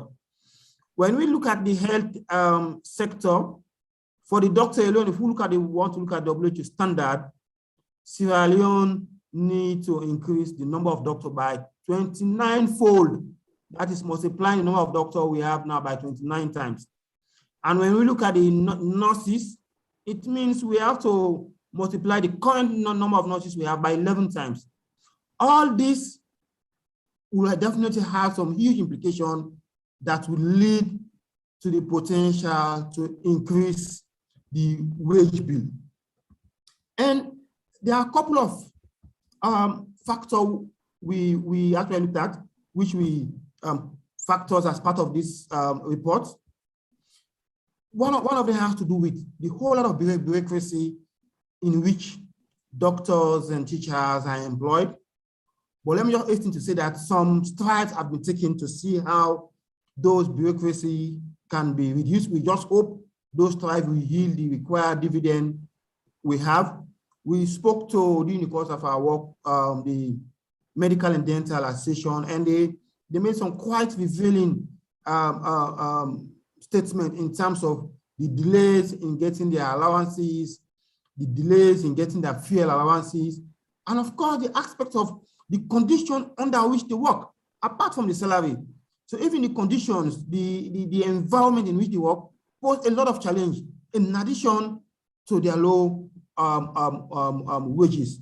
Of course, again, some strive was made when the free healthcare was actually introduced, where we saw healthcare workers' salary was actually doubled. So with all of this pressure, we also saw where the IMF has encouraging government to come back to the 6% of GDP in the next couple of years. For us, we see that as a way of tying government down, because looking at the trend and looking at the number of teachers, the number of nurses we need, it definitely impossible if we want those essential workers to provide the real service they are supposed to provide. It definitely not going to work to have it back by 6% of GDP, especially when focusing on the social sector. You know, when I listen to other speakers, the scenario in West Africa is almost the same. When it comes in terms of the minimum wage, it's around $60 in Sierra Leone. And of course, our debt to GDP is now around 76%. So we have moved now one more level up, wherein our debt is now gradually becoming unsustainable. And our debt service alone is around 45% of the total government revenue. So if you put 45% of total government revenue and the wage bill alone, you take it out, what will actually remain to provide services for the people of Sierra Leone? It's going to be very much minimal. So this is where I will also join my other colleague for a more accountable debt relief or cancellation, wherein our leaders will account for it in terms of the relief that will be given or the debt that's going to be cancelled, so that it's not going to look at just debt relief, but in terms of more accountability on the use of the debt relief. In all of this, we notice that even if government decides, say, even if the government took the decision, say, we're going to move forward, absolutely, we're going to have some challenge because our revenue base will not be able to incorporate those type of increase. So this is where we also join our colleague in terms of how do we mobilize and support government to ensure that our revenue base is being increased. So this is where we are also happy in some of the strides government have taken to address illicit financial flow. Like for example, we just have quite recently a transfer pricing regulation, tax incentive policies has been developed. So these are some of the policies, if implemented, will definitely support in terms of increasing our revenue base, short that we will not be too reliant on grants. If you look at grants for our budget is over 10%, which is again quite some huge amount in terms of what that can do to our health and education sector. So in all of this, when we spoke, for example, the Sierra Leone Teachers Union, they are not happy with the current salary they are having. So they propose what they call a bread basket, which is the minimum salary a teacher is supposed to be paid, which is around $300 a month. And currently, a principal that I've taught for over 10, 15 years is not earning that salary a month. So this talks about the aspect of motivating teachers to do what they are supposed to do. So with all of this now then build a case for the wage bill for teachers and health workers to move above what it is being suggested by IMF, which was agreed by our government in terms of the 6% of GDP. So this definitely will ensure that services are provided and our citizens will have good quality education and good quality healthcare.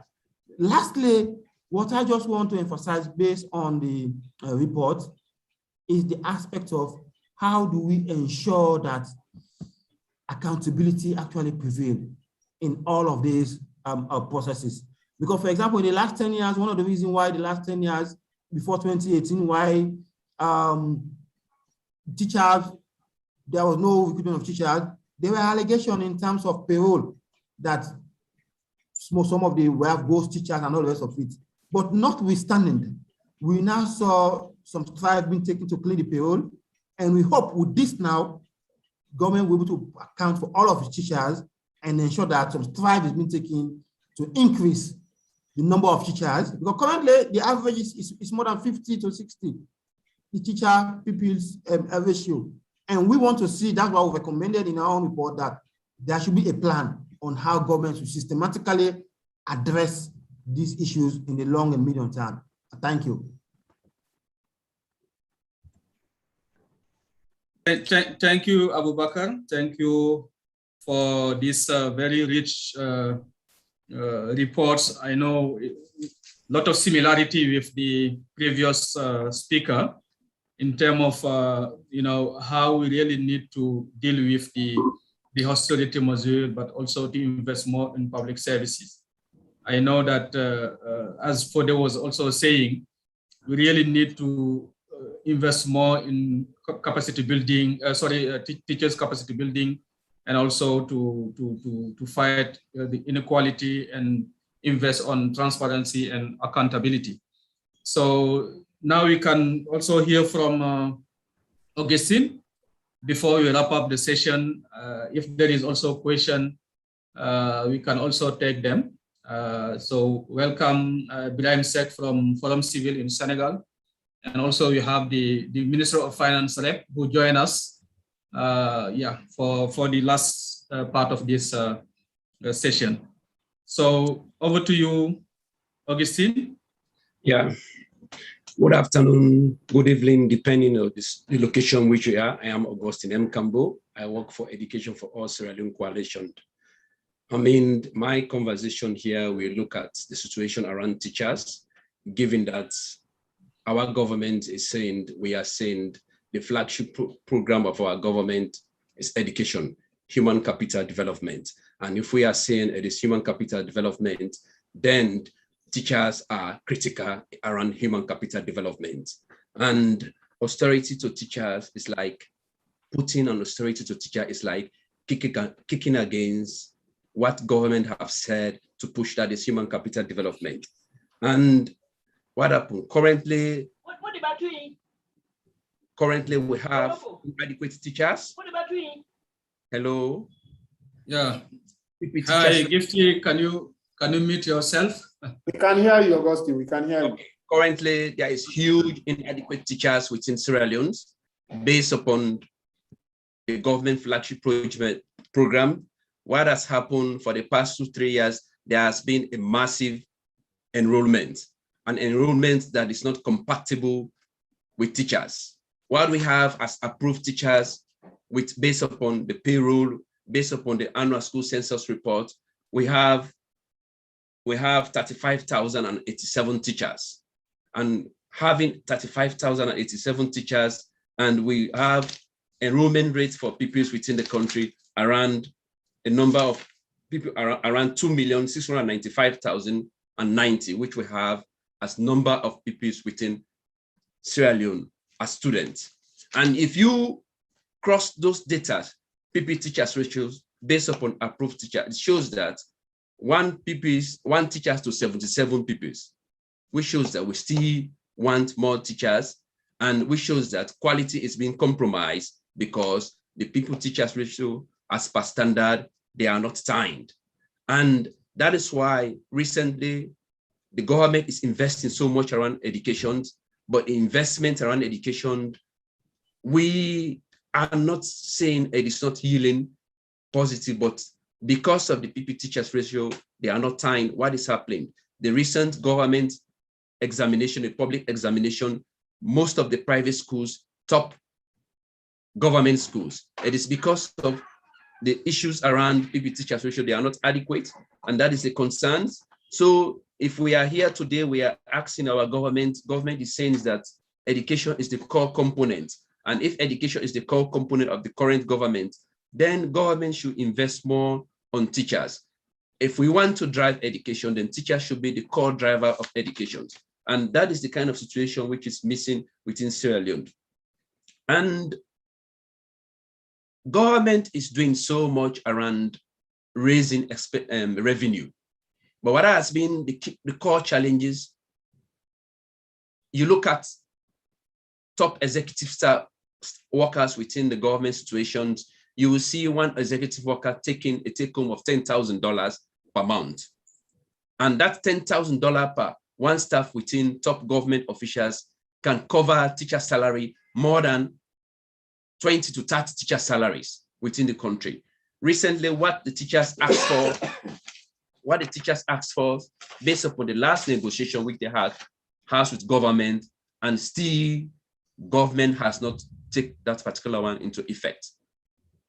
We have what we call teacher certificates, higher teacher certificates. The teachers, we are asking that if government can give them $230 per month. And for HTC, they were asking $250 per month. And up to date, for bachelor's, teachers are asking for $300 per month. And these are some of the amounts which teacher is asking for an increment in their salary. And this is not coming in. And yes, we are having low teachers turnout because the conditions around teachers, they are not favorable. And that is why when you look at our teachers population presently, 60 to 70% are within the ages of 21 years to 35 years, which shows that the issue of capacity, the issue of long-standing within the teacher professions, they are not much. Most people see teacher profession as a waiting ground because the conditions around teachers within Sierra Leone are not favorable. You see even the issue around remote allowance, the issue around rent, they are not there. We are saying that let the government professionalize the teacher professions. Yes, now we have the Teaching Service Commission that is trying to ensure that those issues is being moved, but the pace of moving those issues, it is still slow. It is still slow. So this particular report, it is very, very timely, because why it is timely, the current situation around teachers, we can only get it better if government can put more investment around teachers, because education is their flagship project. And if education is their flagship project, it is our flagship project, then more investment around education should be.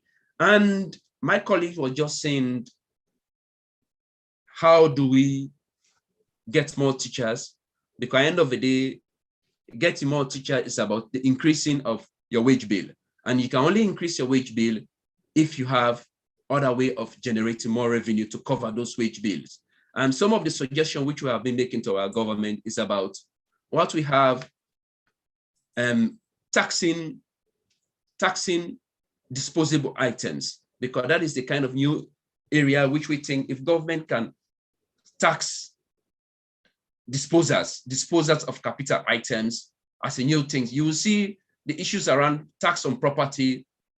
It is not adequate in Sierra Leone, and those are new areas. If government can start thinking of how do we tax properties, because if we are taxing property, I mean, government can raise more revenue. There is also the issues around how do we increase our tax base, and we can only increase our tax base by ensuring that the cash register, which the government is now rolling out, they are digitizing the systems. We are in all business houses have cash register so that they will be able to get more taxpayers, so that the government can increase its revenue base. And if government can increase its revenue base, the government will be able to, can you conclude? Can you conclude? Yes, I'm concluding. Then government will be able to increase more teachers.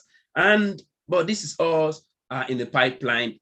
To end on one of the core issue which the new government is still struggling with, up to date, 2021, there was a promise of recruiting 1,000 teachers. To date, those 1,000 teachers, they are without PIN code.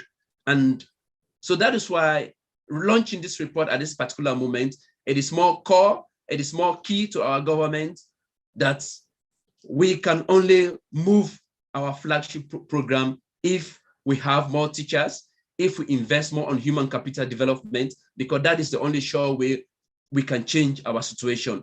And given that we are challenged with time, I will end here at this particular point, and back to you, or thank you for granting us this opportunity to have Thank you, Augustine and Fode and Abubakar for your very important statement. And we also have a question from Mahama, who is saying that it is true that austerity measures have negative effect on the economy of African countries. However, corruption is also eroding the little resources that we are mobilizing. So he's talking about corruption, he's talking about illicit financial flow. So I think it's important not just to fight against austerity, but also looking how the resources we are mobilizing have been used in very transparent way. And also duty bearers are accountable. We also as a citizen are also following closely to use very efficiently the resources we have for our benefit. Thank you for your, for these reports. As we say, it's very important also to get all those reports, very important one, to also see how we can also synergize in this particular moment. So thank you for Sierra Leone team. I don't know, Fode, if you have the last word before we conclude this part and move to Senegal.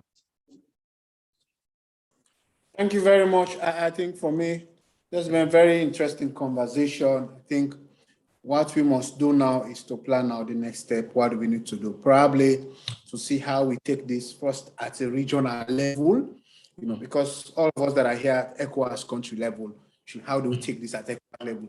Engage the ECOWAS ministers and also engage our leaders on this process. So for me, this is just my few comments. Thank you, everyone. Thank you for the panelists, Abubakar and Augustine, for the brilliant presentation made. And we look Thank you very well. Thank you very much, Fode. So let us move to Senegal now. Yes, we also ask participant to also for the English speaker to go to the interpretation choice, the English one, because I think we are speaking now French. And we also are asking some participant to rename because we are having Natalie. Some are using Natalie code, but I think they can rename the things. So thank you once again. So let us move to, bonsoir chers participants. Donc nous allons muter un peu en français.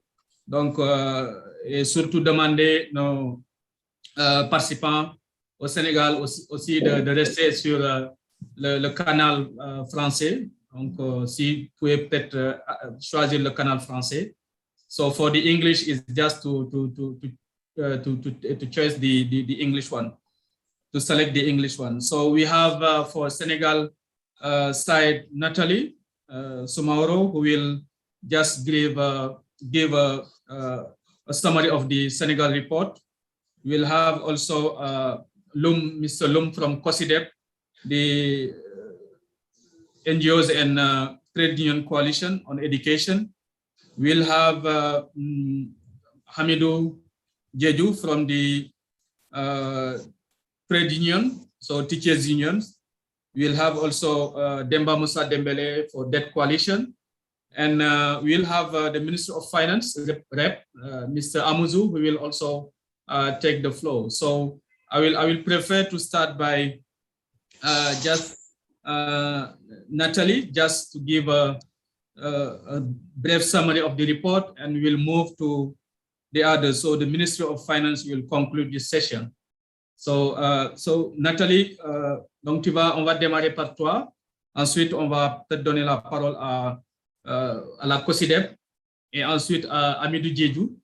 Donc, si on a Monsieur Moussa Dembélé, s'il est en ligne, il peut prendre la parole. Et ensuite, clôturé par le ministère des Finances. Donc, Monsieur Amouzou qui va juste dire son mot de clôture et aussi clôturer la session avant peut-être de prendre les questions. Donc, merci Nathalie, vous avez la parole. Merci beaucoup, Zakaria. Merci à tous les intervenants. Merci au ministère des Finances qui a réussi à trouver du temps pour nous, ce qui démontre de l'importance du sujet qu'on est en train de débattre aujourd'hui. Avant de parler un peu du rapport mondial, je signale que le Sénégal a également conduit une étude sur cette même thématique et nous procéderons au lancement du rapport au mois de novembre et nous espérons que tous ceux qui sont là aujourd'hui seront de la partie pour nous aider à réfléchir ensemble à comment aider nos pays à améliorer la situation des services publics et à résister aux mesures parfois injustes et inégales de l'extérieur et du FMI, pour ne pas les nommer. Alors, de façon générale, les premières informations qu'on peut partager déjà sur le rapport pays font état de quelques chiffres un peu inquiétants. Entre autres exemples, on est à 904 milliards d'investissements en ce qui concerne les dépenses de personnel pour l'État du Sénégal, pendant qu'on est à 946 milliards pour ce qui concerne le service de la dette. La dette en soi et les services irrelatifs y compris. Et là, on est même dans des figures améliorées parce qu'en 2017, on était autour de 4 000 milliards de dettes extérieures, pendant qu'on était à 1 380 milliards environ de dettes intérieures. Donc, toute la ressource mobilisée pour le service de la dette, quand on le diminue de seulement 10%, le rapport international que nous sommes en train de lancer aujourd'hui révèle qu'on pourrait être à mesure de recruter près de 8 millions de personnels pour les secteurs prioritaires tels que l'éducation et la santé.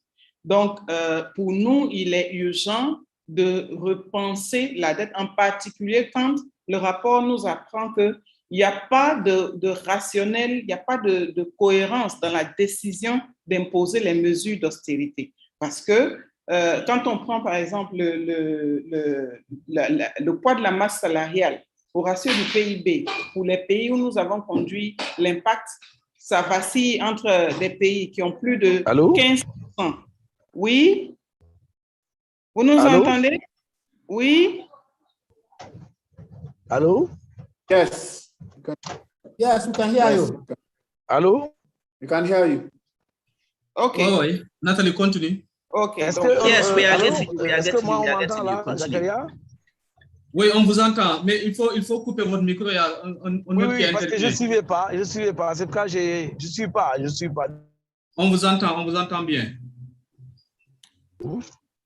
On vous entend bien, mais il y a l'autre là qui parle, Nathalie, pour le moment. Donc, ton tour viendra.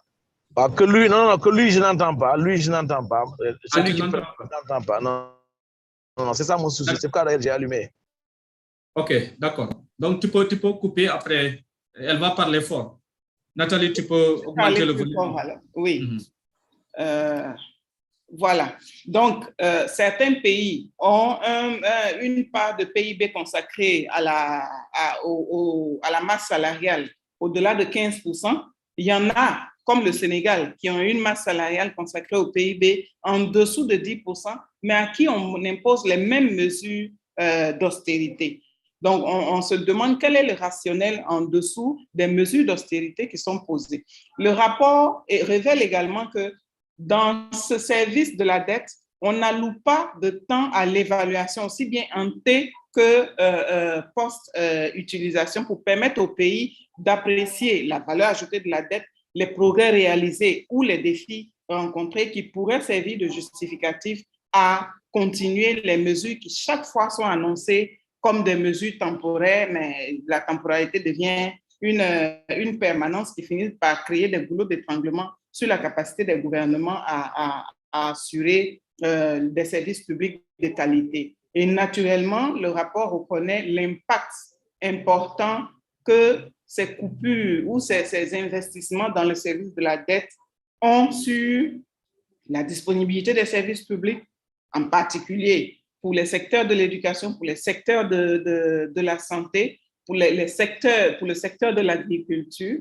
Le rapport reconnaît également l'impact que le service de la dette a également sur l'emploi des jeunes, sur l'employabilité au niveau pays et sur la capacité des pays à mobiliser des ressources en interne. Donc, on aura l'occasion de revenir sur ces éléments-là, mais nous avons avec nous des représentants de la CNTS, qui est une des centrales syndicales du Sénégal. On a le représentant de la COSIDEP, on a le représentant du ministère des Finances, qui pourront partager des cas pratiques par rapport à leur domaine d'intervention pour nous démontrer comment les mesures d'austérité ont une conséquence immédiate, pas seulement au niveau politique, mais au niveau du quotidien du travailleur du service public, du secteur public, au niveau du quotidien des femmes, des filles, des jeunes du Sénégal et de la région ouest africaine, comme l'ont déjà soulevé avant nous nos amis de la Sierra Leone, du Ghana, du Nigeria. Merci beaucoup. Merci Nathalie pour ce résumé assez clair par rapport au rapport du Sénégal. Et je pense qu'il y a beaucoup de similarités aussi avec les autres pays concernant le service de la dette, concernant la masse salariale et même le ratio recette fiscale, masse salariale qui est de 35% si on prend les critères de convergence de l'UEMOA. Donc, je pense qu'on aura l'occasion de revenir. Je voudrais aussi inviter les participants à poser les questions au niveau du chat box. Donc, nous allons passer à la COSIDEP. Monsieur Loum, si vous êtes là, juste une question pour vous. On parle d'austérité et services publics. Comment concrètement la COSIDEP qui vient de sortir un rapport sur la privatisation, quelle est votre perception des contraintes dans le secteur de l'éducation que vous rencontrez? Vous avez sorti un rapport récemment et vous êtes revenu sur les difficultés du secteur.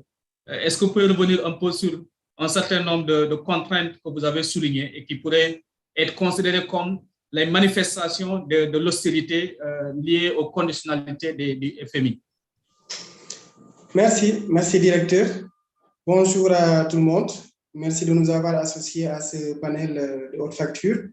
D'abord, je vous présente les salutations de mon directeur exécutif, M. Chermo, qui devrait participer, mais qui a eu un empêchement de dernière minute. Et effectivement, comme vous l'avez très bien dit, nous avons sorti un rapport sur la privatisation de l'éducation au Sénégal. Et à travers cette étude-là, il nous fallait donc essayer de rechercher quel est un peu l'historique du phénomène de la privatisation et de la marchandisation de l'éducation au Sénégal. Et effectivement, ce que l'on a constaté, c'est que dans cette historique de ce phénomène-là, il y a les politiques d'ajustement structurel qui ont joué un rôle important dans la promotion de l'éducation privée, avec bien entendu le concept moyen d'État, mieux d'État, où il fallait justement donc réduire le nombre d'effectifs dans le public, mais également réduire les investissements également qui étaient alloués donc au secteur public. À travers cette étude aussi, il nous fallait donc essayer de voir quels sont les acteurs qui agissent autour du secteur privé, voir un peu quelle est la typologie des acteurs qui s'investissent dans le domaine, voir également au niveau du Sénégal quel est le cadre législatif et réglementaire qui oriente la politique éducative au niveau du Sénégal, notamment en matière d'offres privées. Et surtout, un dernier élément important, il s'agissait pour nous de voir quel est maintenant l'impact que cette privatisation et la marchandisation de l'éducation ont sur le droit à l'éducation. Et effectivement, donc, les résultats de l'étude ont montré qu'effectivement, il y a beaucoup de conséquences que la privatisation donc, de l'éducation a donc, sur le droit à l'éducation. Nous sommes effectivement dans un contexte de diminution de l'aide publique, nous sommes dans un contexte de rareté des ressources, nous sommes effectivement dans un contexte de pandémie de Covid-19 qui a exacerbé les potentialités des résiliences des pays. Nous sommes également dans un contexte de poussée démographique qui est le plus important. Et tout cela donc à travers un environnement des enseignements apprentissage du public qui ne suit pas la cadence avec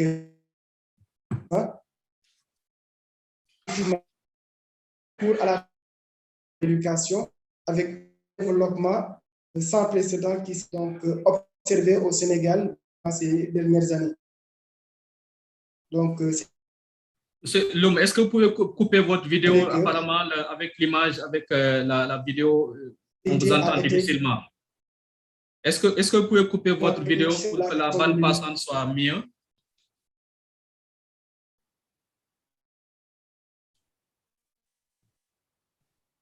Allô?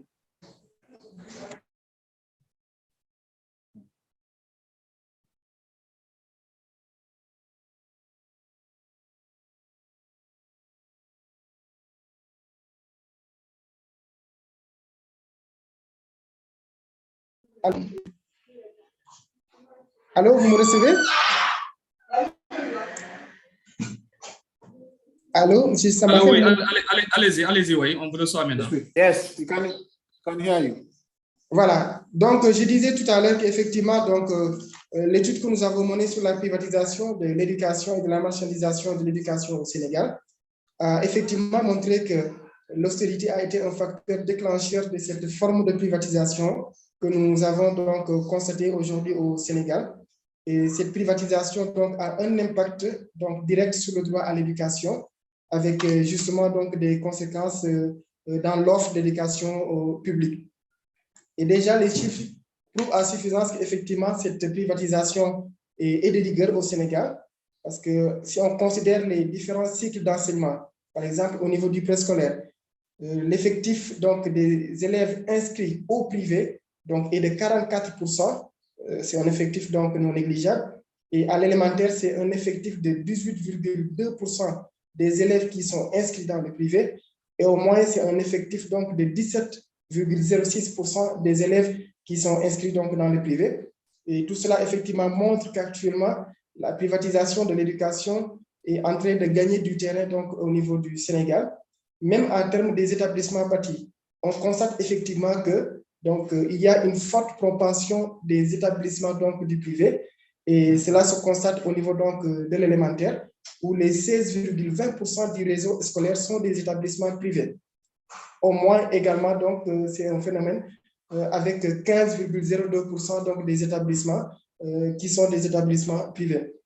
Au cours de ces dernières années, de 2015 à 2019, on a constaté qu'en moyenne, au niveau donc du préscolaire, au niveau du primaire, mais également au niveau du moyen, le rythme d'accroissement des établissements privés est 2 fois supérieur au rythme d'accroissement des établissements publics. Effectivement, tout cela donc témoigne d'une dégradation donc, de l'offre publique de manière générale, notamment de l'éducation, et qui fait que donc, le chemin est laissé libre aux acteurs du privé qui s'investissent davantage dans le secteur, avec des conséquences notamment donc, sur le droit à l'éducation. Merci, M. Loum. Est-ce que vous pouvez conclure? On est rattrapé par le temps.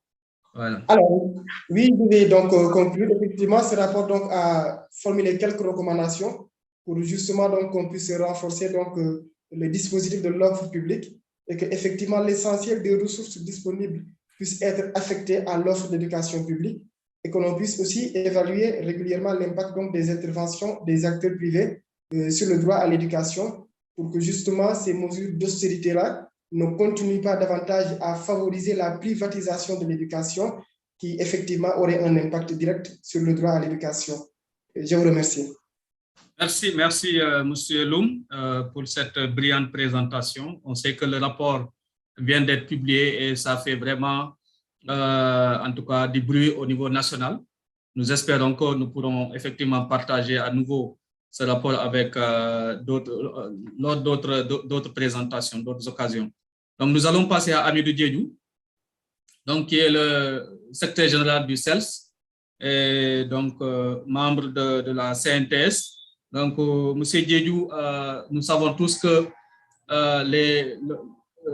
le corps enseignant fait face souvent à des difficultés, notamment dans la précarité que vous rencontrez dans le secteur de l'éducation et que souvent les engagements pris par le gouvernement ne sont pas respectés. Est-ce que vous pouvez revenir un peu sur souvent les fondements de vos revendications et pourquoi souvent le gouvernement ne les respecte pas et quelles sont les mesures que vous proposez souvent pour venir à bout de ces conditionnalités imposées par les institutions financières internationales. Donc, vous avez 5 minutes rapidement. On a juste les grandes lignes. Juste les grandes lignes. Merci beaucoup, monsieur le directeur. Je voudrais également saluer l'ensemble des participants à ces webinaires. Il faut dire très rapidement, Jakaria, que les difficultés, en fait, les revendications des syndicats d'enseignants au Sénégal tournent globalement autour de 2 axes. La motivation des enseignants et la sécurisation des écoles, de l'école, du personnel enseignant et administratif de manière globale. Et la difficulté que nous rencontrons, c'est que véritablement, nous avons des difficultés liées au fait que l'État prend des engagements.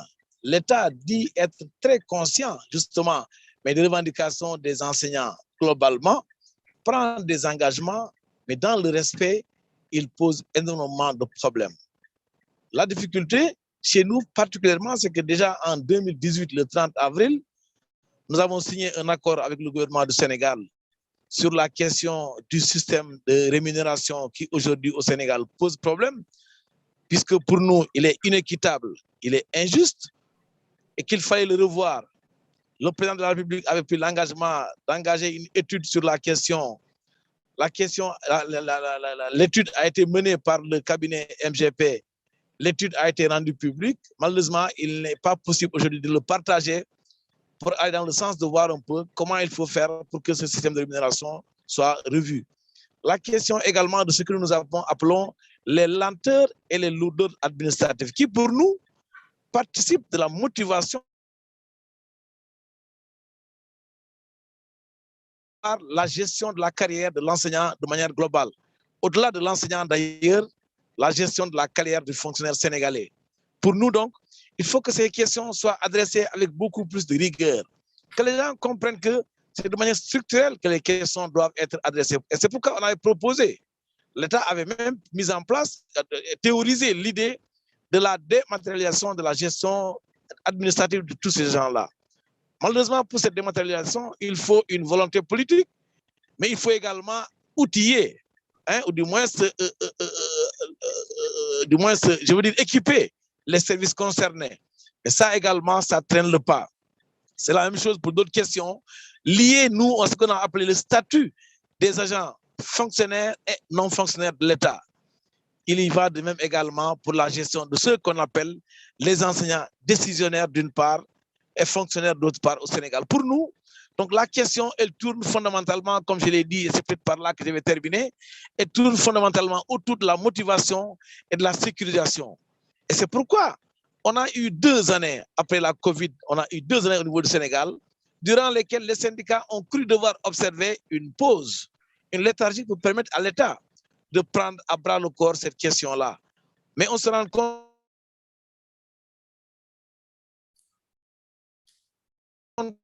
que... Amidou, on est en train de te perdre, Amidou. Allô, allô? Amidou, on ne t'entend plus là. Donc, en attendant... Enfin, oui. Oui. On t'avait I perdu. think we can if you switch off. Est-ce que là, vous m'entendez? Oui, on Est-ce que là, vous m'entendez? Ouais, donc, je vais terminer rapidement pour dire que... We can hear you, but when you're speaking, pour dire qu'avec l'ouverture de négociations entre le gouvernement du Sénégal et les syndicats d'enseignants le 4 dernier, nous espérons simplement que c'est enfin le fil du dialogue social qui est renoué, que c'est enfin l'ensemble des acteurs vont s'asseoir autour d'une table pour que l'école sénégalaise puisse en tirer tous les bénéfices que nous nous attendons. Et ça va nous permettre justement également d'adresser les questions liées au manque réel d'enseignants dans les classes. Et ça aussi, il faut saluer au passage comme ça l'action du président qui a consisté à recruter 5000 autres enseignants au-delà des 2700 qui devaient être recrutés dans le cadre du concours du CREM. Nous le saluons, nous l'applaudissons, mais nous considérons que tout cela doit être revu pour un peu travailler à asseoir cette qualité. Revue du point de vue de la qualité des enseignants qu'il faut retrouver, du point de vue également de la qualification de ces derniers qu'on recrute. Parce que également par rapport à ce recrutement, il y a eu des contestations. Merci Amidou Diédhiou. Franchement, c'est très intéressant, mais comme on dit souvent, le temps nous est compté. C'est vrai qu'on peut rester toute une journée pour discuter de ces questions intéressantes qui concernent les conditions de travail et des enseignants et tout, et aussi les engagements de nos États. Maintenant, on va rapidement passer. Je salue également au passage la présence du ministère de la Femme au Sénégal, donc qui a bien voulu nous envoyer une représentante, mais également saluer Sekel Ning de la CIPROS et de l'ISEG, qui est aussi un des partenaires de...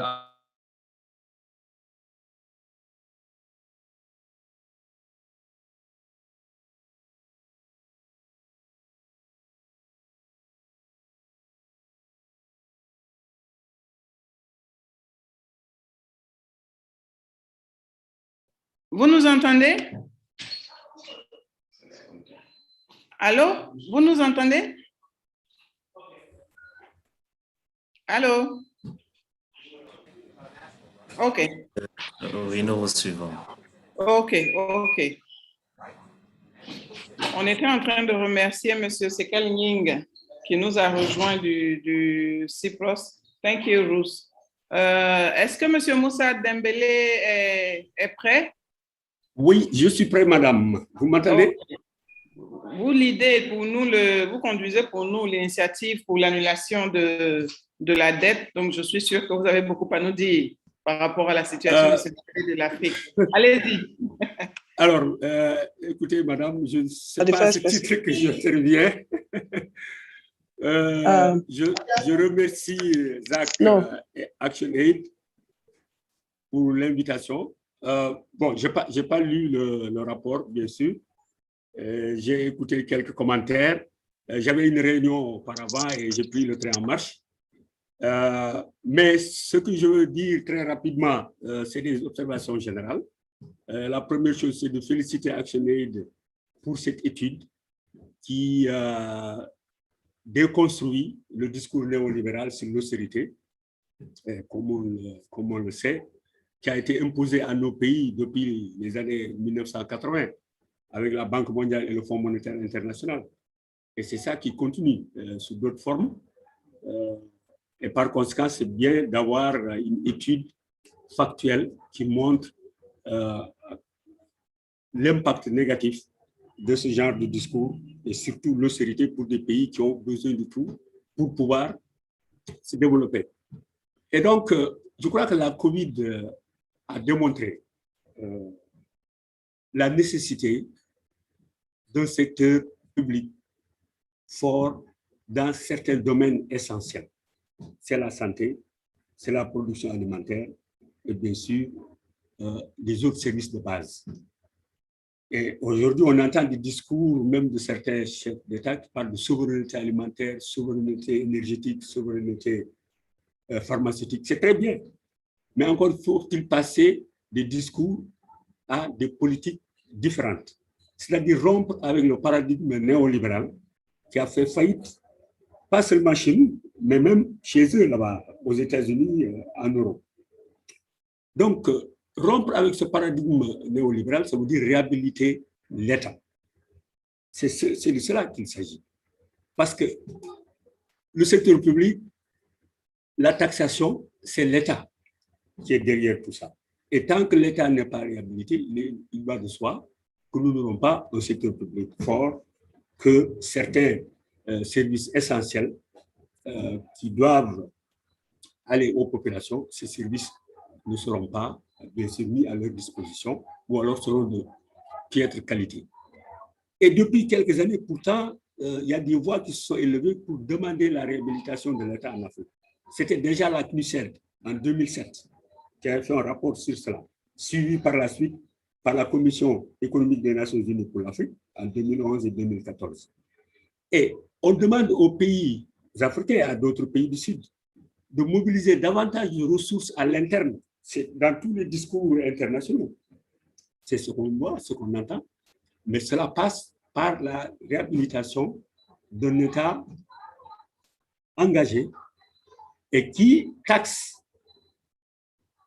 à la hauteur de ce que doivent être les contributions des sociétés qui investissent chez nous ou des fortunes, des grosses fortunes qui sont dans nos pays et qui malheureusement échappent à cette taxation à cause de la faiblesse de nos États et dont les fortunes grossissent les paradis fiscaux.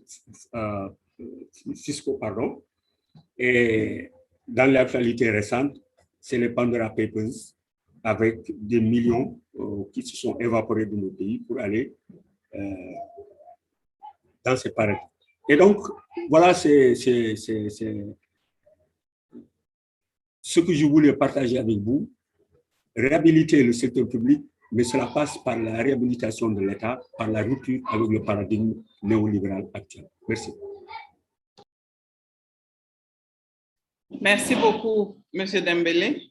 Cette conclusion me permet d'embrayer sur quelques recommandations, dont la première pour nous, en tant qu'ActionAid et avec les partenaires avec lesquels nous travaillons, est l'encouragement et la réhabilitation des services publics.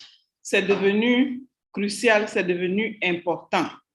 Les différentes présentations que nous avons eues nous permettent de comprendre un peu, peut-être pas à tous les niveaux, mais nous avons une petite idée des contraintes auxquelles font face nos gouvernements, nos États, dans leur capacité à répondre aux besoins de leur population, aux besoins des organisations syndicales, aux besoins des couches les plus vulnérables de nos différentes sociétés. Ça lève un petit pan et il est important que nous continuions à occuper ce genre d'espace où nous avons accès à l'information, où nous avons accès aux données pour nous permettre de mener des plaidoyers de qualité et pour nous permettre aussi de développer des discours qui soutiennent les États en face du FMI et de toutes ces institutions qui viennent avec leurs agendas cachés.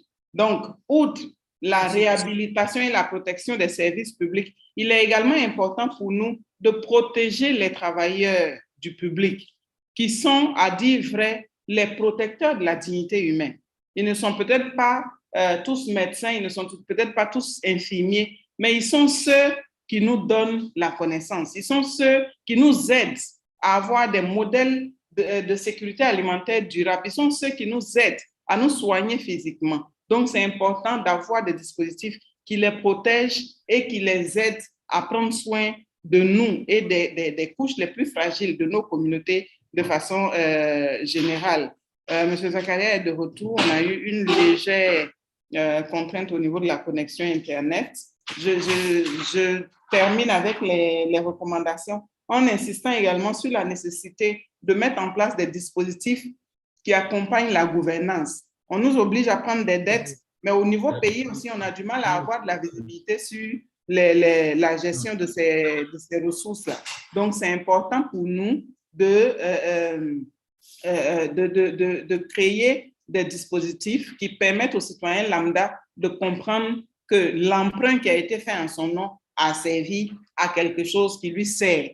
C'est également important, comme autre recommandation, pour nos pays de vraiment investir dans le capital humain. Et nous en avons. Je pense que c'est le bien le mieux partagé par nos pays. Nous avons de la ressource humaine. Investissons-y. Et d'ailleurs, ActionAid, dans ce rapport, invite à changer le regard, à changer de paradigme dans l'appréciation de ce que nous appelons assez souvent les frais de fonctionnement, les dépenses en personnel. Pour nous, les dépenses en personnel font partie de l'infrastructure de développement. Donc, si on continue à accepter que le FMI nous empêche de construire les infrastructures de développement telles que les ressources humaines, nous n'y arriverons pas. Dernière recommandation, c'est la révision, la nécessité pour nous d'améliorer aussi, si nous voulons arrêter la dépendance de l'aide publique, des services de la dette, des mesures des institutions, c'est aussi de renforcer notre capacité à mobiliser des ressources en interne. Quel modèle de fiscalité progressive? Quel modèle de mobilisation de ressources au niveau domestique qui nous permettent de nous autonomiser progressivement pour que les travailleurs du service public puissent prendre soin de ceux qui sont dans le besoin, mais surtout, pour que nos pays répondent aux besoins de leur population. C'est essentiel pour nous et il est important pour nous que ce message-là soit entendu, pas seulement à l'échelle du Sénégal, mais à l'échelle panafricaine. Qu'à la fin, on puisse aboutir à quelque chose qui change la vie du citoyen africain. On parle de l'Afrique, c'est vrai, mais je suis sûre que c'est la même contrainte en Asie, c'est la même contrainte en Amérique du Sud. Donc, c'est important pour nous qu'on ait ce concert des nations-là pour apporter un changement qui dure et qui soit construit sur les citoyens et les individus. Il faut que l'Afrique en ait conscience aussi. Merci beaucoup. M. Zakaria, je vous passe. Merci Nathalie. Merci pour, en tout cas, ces recommandations fort intéressantes qui vont nous permettre quand même de mieux préparer notre feuille de route. Donc, sans plus tarder, c'est qu'il nous restait le ministère des Finances, si je ne me trompe. M. Dembélé a déjà bien parlé. C'est vrai que je l'ai écouté à distance. Donc, on va donner la parole à M. Amouzou du ministère des Finances pour vraiment revenir un peu sur, en tout cas, les efforts que le gouvernement est en train de faire, mais aussi les contraintes. Parce qu'on l'a tous dit, nous sommes tous dans le même bateau. Donc, il va falloir qu'on travaille en synergie et qu'on puisse également voir quelles sont les possibilités pour que, surtout, ce que le gouvernement ne peut pas faire, nous, qu'on le fasse, c'est-à-dire qu'on puisse vraiment demander aux institutions financières internationales. Si le gouvernement ne le peut pas, nous, on peut le faire parce que nous, on a une liberté d'action que le gouvernement certainement n'a pas. Donc, je laisse à M. Amouzou, vraiment, nous, en 5 minutes, nous revenir un peu sur, en tout cas, ce qu'il a pu entendre et vraiment donner son commentaire. M. Amouzou, vous avez la parole. Merci beaucoup, Zakaria. Merci beaucoup, Nathalie. Et merci beaucoup pour Action Aid, vraiment pour, disons, ce panel qui est vraiment de haute facture, de haut niveau vraiment, qui a réuni vraiment d'éminents experts sur la question en tant que telle. Je veux d'abord rassurer Nathalie, avant peut-être de remercier tout le monde, pour dire effectivement que le ministère des Finances, le gouvernement est toujours et à côté toujours de la société civile. Donc, c'est très difficile souvent avec les agendas qui sont très serrés de pouvoir peut-être honorer de notre présence. aux différentes rencontres qui sont organisées par la société civile. Mais pensez et puis ayez toujours à l'esprit que le gouvernement est toujours avec vous et est toujours là pour écouter la société civile afin de pouvoir donc redresser tout ce qui est action à faire, non seulement pour les populations de façon globale, mais notamment pour ceux-là qui sont des secteurs vulnérables et les secteurs aussi qui sont les secteurs porteurs du développement. Donc là, rassurez-vous sur ce plan-là. Donc, mes premières paroles seront d'abord de remercier Action Aid pour l'organisation vraiment de ce genre de rencontres et aussi magnifier le fait simplement donc que le ministère des Finances soit associé simplement donc à ce genre de rencontres. Et ce que j'ai à dire, c'est peut-être, disons, remercier tous ceux-là qui ont intervenu, qui sont intervenus vraiment dans ce sens-là.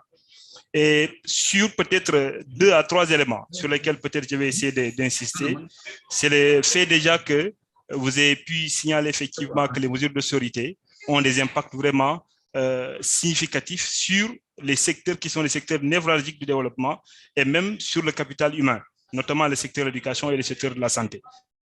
Si on voit de façon globale, même jusque-là, mais sans les mesures peut-être d'austérité, si on n'insiste pas en tant que tel, on voit par exemple ces 2 secteurs, que ce soit l'éducation comme la santé au Sénégal, arrivent à peine donc à pouvoir donc absorber les 30% du budget national. Donc, ce qui fait que c'est assez faible. Et déjà, l'éducation prend même la grosse part pour ces 2-là, donc environ entre 20 et 25%. Donc, ça signifie que pour la santé, c'est presque absolument rien qui est alloué pour la santé. Donc, cela se répercute un peu sur tout ce qui est, par exemple, pris en charge au niveau de santé, mais aussi pris en charge au niveau de l'éducation. On se rend compte simplement avec ces mesures-là qu'il y a l'effectivement aussi le manque criard d'enseignants, alors que l'effectif simplement donc des populations qui sont en âge d'être scolarisées, très élevé, et le faire simplement donc dans les lettres de politique sectorielle aussi de l'éducation, qu'on puisse fixer simplement donc qu'il y a une obligation d'éducation de 10 années. Donc entre 6 ans jusqu'à 16 ans, l'enfant n'a pas le droit simplement donc d'être ailleurs, sinon à l'école. Donc ça signifie que dans ce cas-là, il faudrait donc qu'on puisse doter l'éducation le maximum de ressources possibles, que ce soit ressources financières, mais aussi en ressources aussi humaines, pour pouvoir donc encadrer ces enfants-là. Donc ce qui fait que c'est assez normal pour la société civile de pouvoir plaider que pour ces 2 secteurs qui sont les secteurs qui peuvent développer le capital humain, que ces secteurs-là puissent être beaucoup plus, disons, visibles dans l'allocation budgétaire de façon globale. Et vous le suivez de façon globale, ces temps-ci, ce qui a fait simplement donc l'actualité, quand le taux de pauvreté du Sénégal, le taux de pauvreté monétaire a été publié, le débat que ça a suscité. Et ce débat-là aussi donc, montre à quel point simplement donc, on devrait simplement donc prendre en charge ces types de questions-là pour que ça puisse impacter même sur les conditions de vie des populations. Ce que je voudrais signaler simplement donc sur le plan des efforts que le gouvernement est en train de faire pour permettre simplement donc que ces conditions-là puissent changer. Il y a d'abord 2 éléments. D'abord, c'est le recensement sur, par exemple, les logements. Actuellement, on sait, par exemple, que la mobilisation, disons, en recettes est assez faible. Et puis, il y a beaucoup de niches sur lesquelles, simplement, donc, le pays pourrait simplement donc, mettre un peu de l'accent pour qu'on puisse avoir beaucoup plus de ressources internes, comme l'a dit tout à l'heure Nathalie. Et cela, on a essayé simplement donc de voir par rapport au recensement des logements imposables, parce qu'actuellement, on se rend compte que c'est juste peut-être 8% donc des logements imposables donc qu'on parvient simplement donc à recouvrir. Donc 8%, c'est très faible. Donc le Sénégal a maintenant l'initiative de pouvoir faire un recensement général donc des logements. Et pour ce recensement général des logements, ça permettra de voir comment est-ce qu'il faudrait augmenter donc cette rubrique-là afin simplement donc qu'on puisse avoir beaucoup plus de ressources donc sur le plan de la mobilisation des recettes et prendre en charge ces types de questions-là. Et de l'autre côté aussi, c'est la maîtrise de la dette, parce que si on dit simplement donc si on mobilise donc les recettes qu'on essaie simplement donc de dépenser en termes de prise en charge de la dette, donc cela ne servira absolument à rien pour les interventions de façon globale. Donc il faudrait donc maîtriser donc d'un côté aussi la dette, afin simplement donc que tout ce que ça va être mobilisé puisse être dirigé dans les secteurs qu'il faut. L'autre élément aussi, c'est la maîtrise du nouveau secteur que nous avons. Donc il y a le secteur du pétrole et le secteur du gaz. Et ces 2 secteurs-là, actuellement, peinent à être d'abord maîtrisés en termes de mobilisation de recettes. Donc, il faudrait donc qu'on puisse comprendre le maximum possible ces secteurs-là, que ce soit le pétrole, que ce soit pour le gaz, afin qu'on puisse maximiser donc, tout ce qui est recettes qu'on doit avoir donc, dans ce domaine-là. Donc voilà les secteurs pour lesquels on a la possibilité donc d'avoir beaucoup plus de recettes sur le plan simplement donc national, sans pour autant simplement donc qu'on se tourne vers les institutions qui peuvent simplement donc nous donner notre argent, mais avec les conditions qui sont imposées très souvent, ça ne permet pas simplement donc un développement donc durable pour simplement donc le pays. Le dernier ou les deux derniers éléments sur lesquels peut-être je voudrais rapidement insister, c'est les histoires d'exonération. Les exonérations actuellement donc pèsent donc très lourdement donc sur le budget national. Donc l'objectif, c'est de voir aussi dans quelle manière on pourrait donc essayer de minimiser tout ce qui est exonération, donc en termes, disons, les exonérations, des dépenses d'exonération, pour qu'on puisse aussi maximiser tout ce qui est, par exemple, recette et maximiser aussi donc le budget au niveau national. L'autre initiative donc actuellement qui est en cours pour le Sénégal, c'est pour favoriser sur le côté de l'enseignement ce qu'on appelle simplement donc les prêts DMC. Donc les prêts DMC actuellement, on a vu que pour le budget de l'État, n'a pas la possibilité de pouvoir supporter tout ce qui est donc comme demande qui afflue au niveau simplement donc du ministère des Finances. Ce qui est prévu actuellement, c'est de voir comment est-ce qu'il faut externaliser cette activité et essayer simplement donc de les mettre, disons, avec les banques, les institutions financières, pour qu'on puisse augmenter cette capacité de pouvoir donner donc à un prêt zéro. Même si on délocalise, on essaie d'externaliser auprès des banques, le Sénégal a l'objectif simplement donc que tout ce qui est intérêt va être supporté par, disons, l'État et que toujours, tout ce qui est, par exemple, agent de l'État, notamment les fonctionnaires, mais aussi, du moins les enseignants, mais aussi tout ceux-là qui travaillent dans le secteur de la santé, puissent bénéficier simplement donc de prêts DMC qui ont quitté de 2 millions jusqu'à 5 millions, mais à un taux simplement donc nul. Donc, tout ce qui est intérêt du côté des banques donc, va être supporté par l'État. Et le dernier élément sur lequel simplement donc l'État est en train de faire des efforts, c'est un peu, disons, tout ce qui est par exemple, disons, le paiement des indemnités d'avancement. Tout à l'heure, je pense que le syndicaliste aussi de l'éducation a eu simplement donc à signaler cela. Donc, l'État est en train de faire simplement donc beaucoup d'efforts sur la manière dont il faut essayer d'épuiser tout ce qui est stock, donc en termes d'avancement de paiement des instances, en termes d'avancement au niveau simplement donc surtout des enseignants qui sont plus impactés, de telle sorte que vraiment qu'on puisse améliorer les conditions de vie donc des enseignants, mais aussi de tout cela qui sont laissés en registre là. Donc, voilà un peu les quelques éléments sur lesquels je voulais revenir. Je vous remercie. Merci pour cette pertinente intervention. Je pense bien que, en tout cas, les recommandations sont bien notées. Maintenant, comme on l'a dit aussi, c'est vrai qu'il y a des efforts qui sont faits, mais on voit toujours que le secteur, notamment de l'éducation, la santé, il y a toujours des difficultés. Mais comme vous l'avez suggéré, l'idée, c'est également nous départir un peu des institutions financières internationales qui nous imposent des conditionnalités qui parfois sont impossibles et qui nous empêchent même d'investir et de former, d'avoir des enseignants de qualité, de construire des infrastructures sociales de base pour vraiment avoir quand même un bon nombre d'enseignants ou d'enfants qui sont enrôlés dans le système éducatif. En tout cas, merci pour votre participation. Donc, nous allons très rapidement passer aux questions-réponses. Je pense qu'il y a quelques questions qui sont soulevées. Je vois que Pédi nous parle un peu d'investir sur, prioriser les investissements sur les ressources humaines et les infrastructures, vraiment pour nous permettre d'avoir un enseignement de qualité. C'est vrai qu'il y a des poches qui existent et qui nous permettent de rembourser les dettes. C'est vrai qu'on a parlé de taxation progressive, on a parlé de rationaliser les exonérations, mais également voir également comment dans le secteur du pétrole et du gaz, nous pourrons avoir des financements additionnels pour pouvoir prendre en charge les investissements dans le secteur de l'éducation et de la santé. David, we have finished the round of speakers. So now I think there is some questions and comments, and now we'll wrap up this session. I don't know if you can just come with some answers if you have to wrap up this session and say bye to participants who are waiting still there. Over to you, David. I'm very happy to come in. I thought that was a very good question for a way of summarizing things and where we are at the close of what's been a very long day of 9 hours for most of us, or some of us, of launch around the world.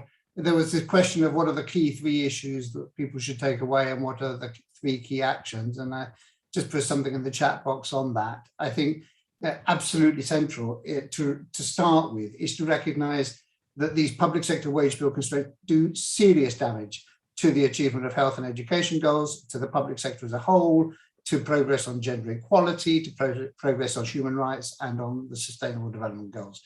It particularly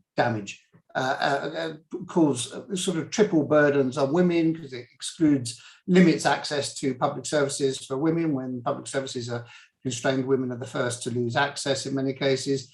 It actually limits the opportunities for decent work in the public sector, which is some of the best opportunities for decent work for women. And it means that there's an increased burden of unpaid care and domestic work, which tends to fall disproportionately on women. So the impact of these constraints is dramatic. Second point is that there is really no credible evidence base that the IMF or ministries of finance can turn to justify the use of these, because they systematically recommend cuts regardless of what percentage of GDP is spent on the wage bill. And it becomes clear when you look at the evidence that this is something driven by ideology, by prejudice, by unconscious bias, whatever it is not rational. And the third key issue is that there are alternatives. And we've had through the day today a number of really important alternatives, obviously ambitious and bold and progressive tax reform, but there are a number of other alternatives put forward by Isabel Ortiz. So in terms of what we do, campaign strategies, I think the key is building broad-based alliances because everyone cares about austerity. Everyone is impacted by it in one way or another. Let's link the NGOs, the trade union movements, public sector unions in particular, but any national campaign for education, national alliances, coalitions on health or other public services, feminist movements, the youth movements, people working on tax and fiscal justice. We need very broad-based alliances.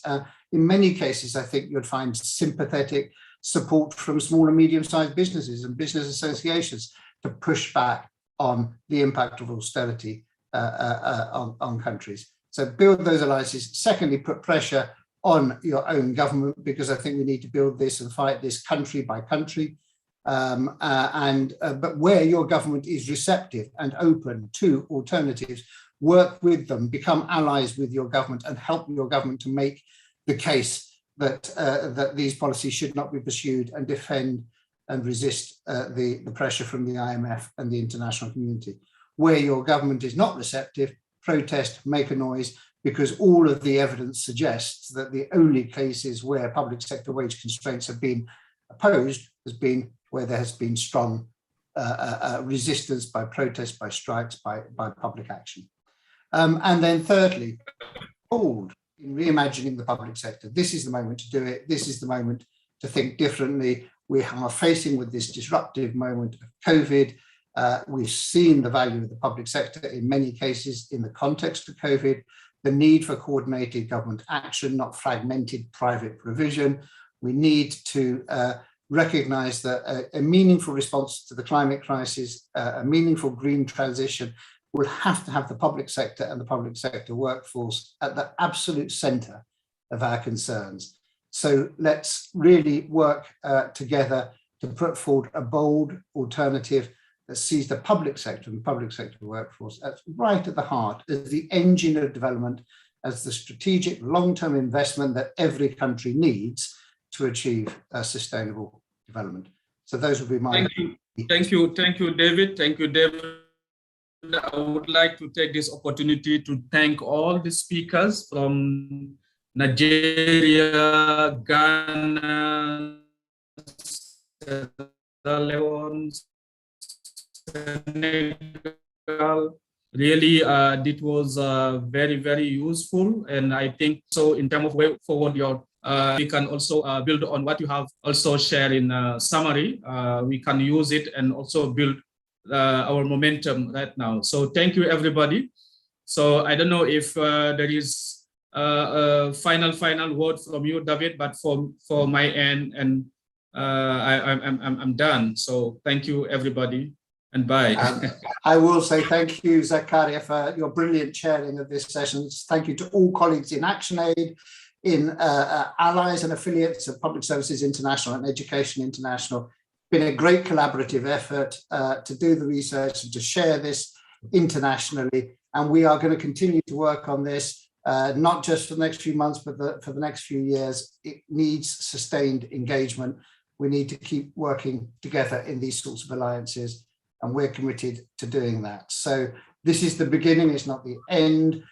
We will be working on strategic ways of taking this forward in the coming weeks, planning together between countries and between different actors, and particularly with EI, PSI, and others who are interested.